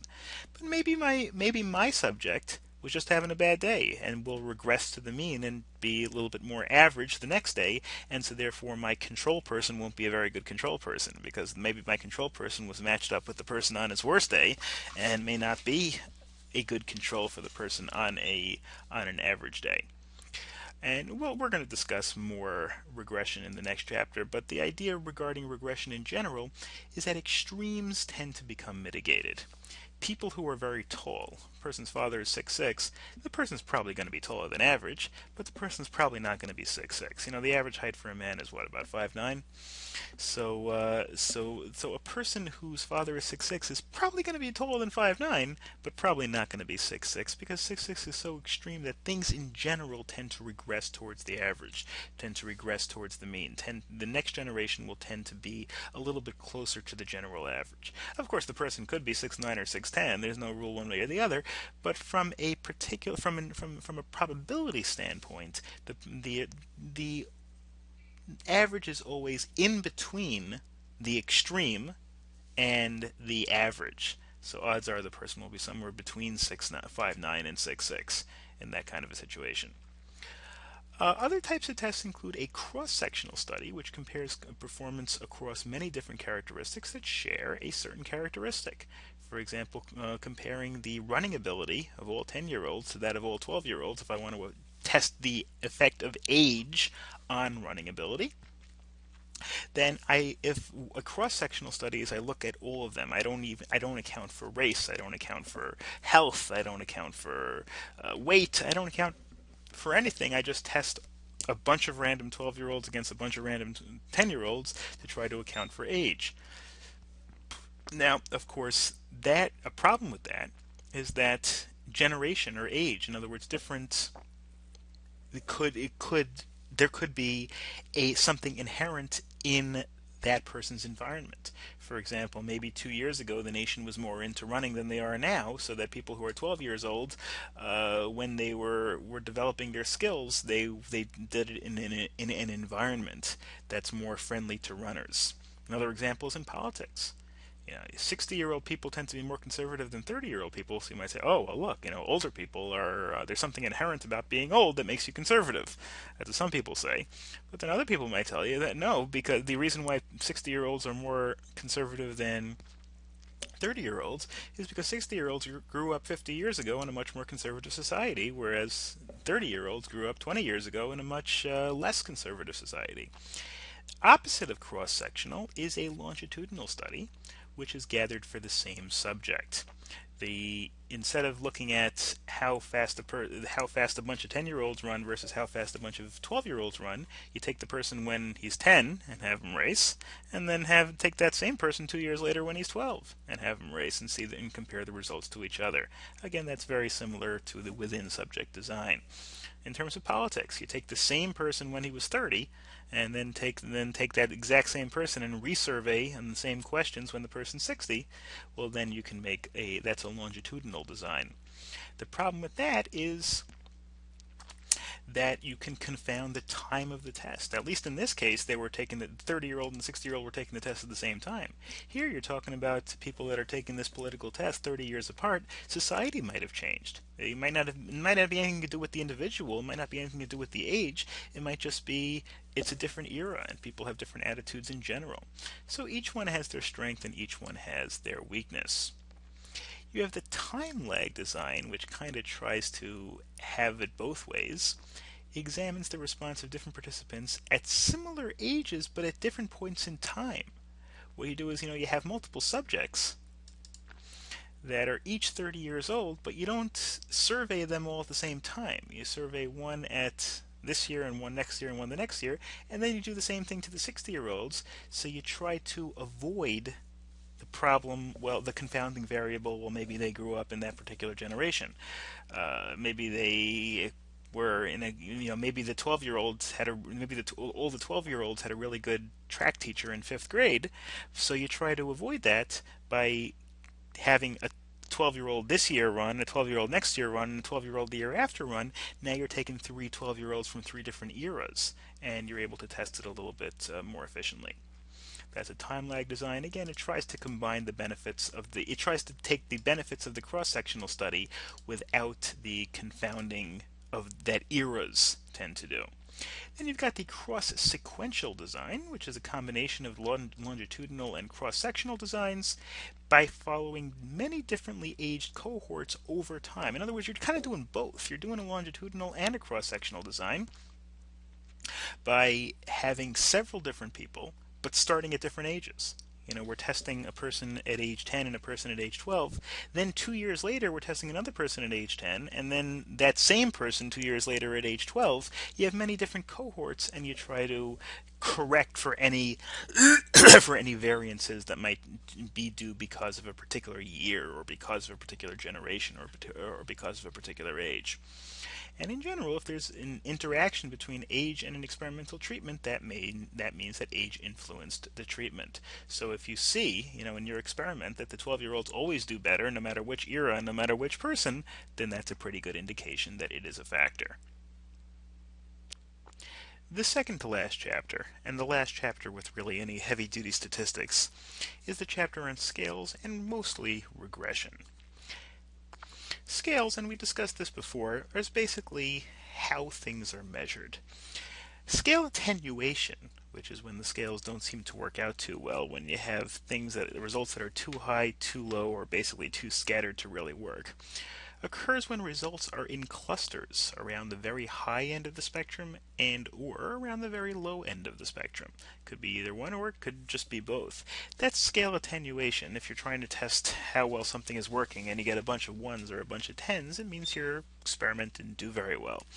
If the scale attenuation is too high, that suggests what we discussed earlier as a ceiling effect, which essentially means if you did a test, the test was too easy. Whatever you were trying to do was too easy to reach the top, and because all the results are clustered around the top, it makes it very difficult to distinguish between them and therefore to measure any kind of effect that your independent variable had.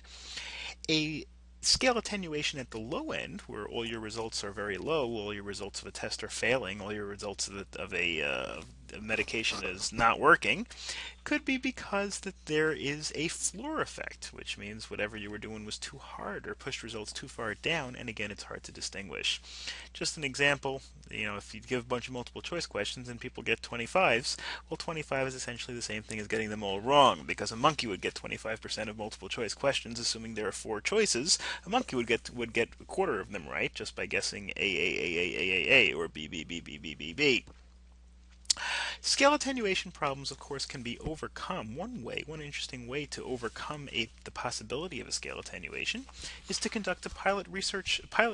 We discussed pilot research way back at the beginning of this review, and a pilot research is when you do a small program, when you do you just do the experiment. Your plan is to do the experiment on 1,000 people with a big experimental group and a big control group, but first you do it on 5 people with a 5-person experimental group and a 5-person control group. And just to kind of, now one reason to do one of these would be as feasibility, to see if it's expensive, to see people's reactions, to try to measure how attrition, to do it cheaply. But another thing you can do is you can see what the results are. If you do it with 10 people and you see the results are all too high, or you see the results are all too low, you may have to change the test. It's the effect of studying on passing a math exam. If the exam is so hard or so easy that people are getting all 60s or all hundreds, well, then you may want to change the test a little bit. And that's something, so even though the pilot study may not tell you what your ultimate results are going to be, may not tell you anything significant, it may give you a clue that your results are going to be generally too high or generally too low to get a discernible pattern. Then we've got this idea of regression. Regression artifacts result in being skewed towards the mean. And the reason for it, and I'm going to discuss what regression is in a minute, in the long term, the more times you do an experiment, the more likely the average is to regress to the mean. So we all know that when you flip a coin, the heads is going to come out. The chances of heads is 50%. The chances of tails is 50%. Assuming it's a fair coin, it's not weighted, whatever it is. Now, if you flip a coin 10 times, you very well might not get 5 and 5. You might get 6 and 4. You might get 7 and 3. You might get 10 and 0. There's certainly a possibility of that. The more you flip, the more likely it is. I mean, again, theoretically, if you flip a coin 100 times, you could get 100 heads and no tails, but the odds of that happening are, infinitesimal to say to say the least. It would be extremely, extremely low. But the point is that the more you flip, the more likely it is that you're going to have close to a 50-50. You're not going to have exactly 50-50. You may have 52-48 or 55-45 or 53-47 or 50-50. The point is the more you do an experiment, the more likely things are in general to regress to the mean. In other words, to regress to the average of whatever it is you're doing. The less likely random chance has to skew the results. That's, of course, one reason why it's good to do many experiments. Students who score way below or way above their averages in one exam will likely score closer to their average next time. The reason is, again, because the people that do something that's far from their average, it's probably because of some sort of anomaly. It's probably because of some sort of strange factor that occurred. With the height example I gave before, even though it's normal for people to be, let's say the average height is 5'9". Obviously, it's normal for people to be a little higher, a little lower. Somebody is very tall, somebody's 7 feet tall. Even though they might have genes for good height, that still was probably also partly an effect of some sort of an anomaly, and therefore the next generation may be taller than average, probably will be. The next generation is unlikely to be 7 feet. Because assignment of participants is often based on factors that are outside of the experimenter's control, so therefore anomalous results can sometimes happen at first, but as we discussed before, the more you experiment, the results should regress to the mean. If you test 10 random people, I think IQ tests are generally designed for an average of 100. So if you test 10 people, they may average 110, but if you test 100 people, if you test 1,000 people, odds are the average will dip down towards 100. And by the same token, if your average started with 90, it will also go up towards 100. The more experiments you do, the more likely you are to get a result towards the mean, and that will kind of cancel out. The regressing to the mean will cancel out the confounding effects, the other possible effects, leaving really the only effect, the effect of the independent variable. So starting an experiment with people with high or low results can be invalidated by regression. So because of the fact that the people who had very high or very low results initially, that might not be indicative of what their real results will be. So, this is true in general. Like if you have a study aid, like these bar review courses or whatever, and sometimes it's easy to manufacture good results, even if you're not that effective, by taking the lowest scoring people. If you take all the people that had the most disastrous tests and you give them your study aid, odds are even without your study aid they would have improved a little bit because they would have regressed toward the mean. They would have gone back towards the middle. The general tendency is for any group of people to regress towards the middle. So let's say somebody would normally get a 75. Person is a normal average student would get an 85. This student is below average, would normally get a 75. Now, if the person gets a 75, they're probably not looking to get a test help or test aid because they already got what they know they pretty much deserve, what they pretty much are going to get. But let's say somebody gets a 60 or a 65, then they're going to go out and hire a testing company to help them. Now that testing company is going to help them. Now in the next test, if they turn around and get a 75, the testing company could say, "Look, you scored 10 points higher when you had us," but it really could just be a result of regression to the mean. It could just be a result of the fact that they moved back towards what their normal average would be. Another example, they say when people go to a doctor, let's say you have these doctors that have these quack cures, the cures that don't really work, but sometimes they can theoretically prove that they do work based on this regression concept. For example, a person comes into the doctor's office and has a bad back, and the back really hurts. And the doctor says all you have to do is close your eyes, wink 3 times, say there's no place like home, whatever it is, go home and your back will feel better. Now, that might actually work more often than you think it would, but not because closing your eyes and saying there's no place like home actually affects your back.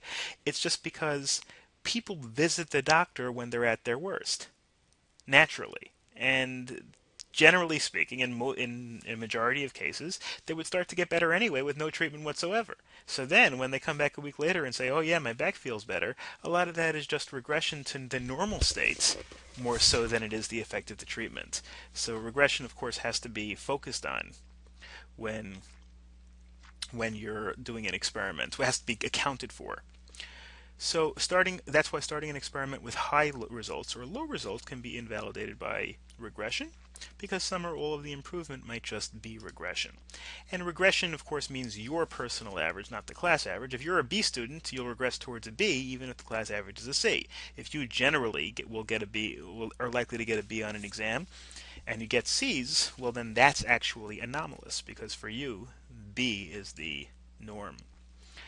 Theoretically, if all conditions are perfect and there's no confounding variables at all, there shouldn't be any regression. In other words, if there's no luck, if everybody who should get an 80 will always get an 80, well then there's no need for regression. Then, you would never get that 90 in the first place. That would be a fluke. Regression is the idea that flukes, things that are just based on random chance, won't happen a second time, or a third time, or a fourth time, or whatever it is. So that's why random assignments of participants with large sample sizes can nullify regression as much as possible, and experimental reliability increases with replication with similar participants, because the more you have, the more likely you are to eliminate these random chance and nullify the fact that people are going to have results that are far away from the mean. Instead, their average is likely to be towards the mean, and therefore whatever effect the independent variable has can be measured. And so confidence in the reliability of an experimental result increases when the same conclusion is used a different method as well, which also minimizes regression. Sometimes if you use 2 different types of experiments, with 2 different, if you're testing headache medication, one you have a person take it and then go to work, and one you have the person then go to sleep, and then another time you have the person take it and then do jumping jacks or whatever. The point is that if the results occur in all 3 cases, you're more likely to establish that the ultimate result works, of course. Okay, and finally we have this idea of replication. Replication is the idea of replicating experiments and doing them over. Just really kind of a segue with what we discussed before, to redo experiments to try to make the results as good as possible, and there are many different types of replication. There's direct replication, which just means doing it again. You do the experiment once, you get certain results, okay, no problem. Get a new experimental group, a new control group, new groups of subjects. Do the same thing all over again. An example would be administering the same exam twice to the same class. You want to see if it's a good result. The class gets an 84. Now you want to find out whether the class really learned 84% of the material, or was it just a fluke? Was it too hot that day? Was it too cold that day? Whatever. Was there a party the night before? Well, if you do it again, you're likely to either confirm the results or show that the results were a fluke, especially if you do it many times. Then there's systematic replication, which is the attempt to extend a treatment to a different setting, practitioner or client disorders, by varying the conditions or combining them. Instead of you keep trying with the effect of a painkiller of Advil, but you try it in one group of people with headaches, and one group of people with stomach aches, and one group of people where their eyes hurt or their mouth hurts or whatever, or their back hurts. You're using a different type of participant, but of course you're still trying the same underlying independent variable. And then there's conceptual replication, and this is where you're demonstrating the same phenomenon with an entirely new paradigm, an entirely new set of conditions, an entirely new method by which you're testing it. But you're trying to test ultimately the same concept, the same idea, the same independent variable, but you change the nature of the dependent variable. Then you have converging operations, which is similar to conceptual replication, same idea, where you try different lines of investigation, different types of experiment, different approaches that all serve to try to address the same problem. And this tries to eliminate alternative explanations by changing it. By changing everything else, if Advil cured a headache, well, maybe that can be explained by some other factor. But if Advil also cured a backache, an entirely different kind of person, an entirely different era, an entirely different society, well, then maybe that proves that Advil cures pain. And finally, our last chapter is actually quite an easy one, and this is about just some general rules regarding publishing results of psychological experiments and how papers should look. We've actually covered some of this in earlier chapters, but we'll just go through them over here. Publishing results of a psychological experiment. First of all, there's the concept of a running head, which appears in capital letters on the first page of the manuscript and will appear on the top of the published article. Just basically what it's about. There's the abstract, which is a summary that usually appears on the second page. First, there's the title page with the running head that will eventually appear when it's published. And then on the second page, you have the abstract, which is a quick summary of the experiment and a quick summary of what the results were. Then you have major headings which are centered, and the next page will go through various parts of the research paper, but they're usually centered and they're on top of the section. Research methods, results, etc., are centered. The introduction is not usually started with the word introduction. It just starts the paper and it just goes through the introduction without actually saying that it's the introduction. And then after it's over, in other words, and we'll look at the art of the sections in a minute, but after the full paper, after that you have the references, which are the sources that were cited in the paper. Then you have the footnotes, where you put 1, 2, 3, and then for each part you'd reference specifically what outside source was relevant to that particular claim. Then you could have the author's notes. The author just writes observations and notes about the study. Figures, which are like diagrams and things that show the reader these things. And these are usually in this order. References first, then footnotes, etc. In terms of the organization of the article itself, of course, psychological research papers are based on the APA, the American Psychological Association format. And this goes through various parts of the paper. You have the introduction, which shouldn't discuss too much of the methods or results, but should state what the variables are. It should explain, listen, we were trying to test the results of Advil on curing headaches. We were trying to test the effects of income on SAT scores. Whatever it is, it should say a little bit more than that, but it should basically just explain what the purpose, what the result, what the problem was to begin with, and what the hypothesis was. Then you have the method section. How were the variables examined?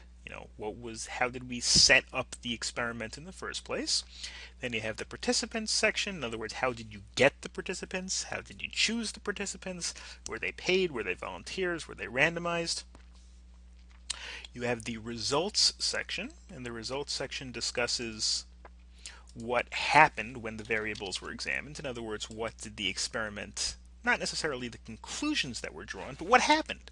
86% of people who took aspirin reported that their headache was gone within 15 minutes. 93% of people who kept their eyes open and staring at a light bulb and who did not take aspirin, took a placebo, reported that they still had a splitting headache 26 minutes after the experiment, or after they took it, whatever.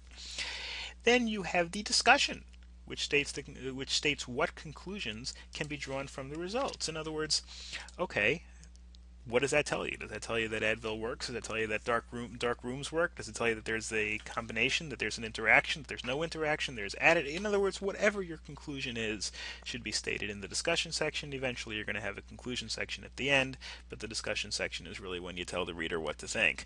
And this, by the way, is the part that is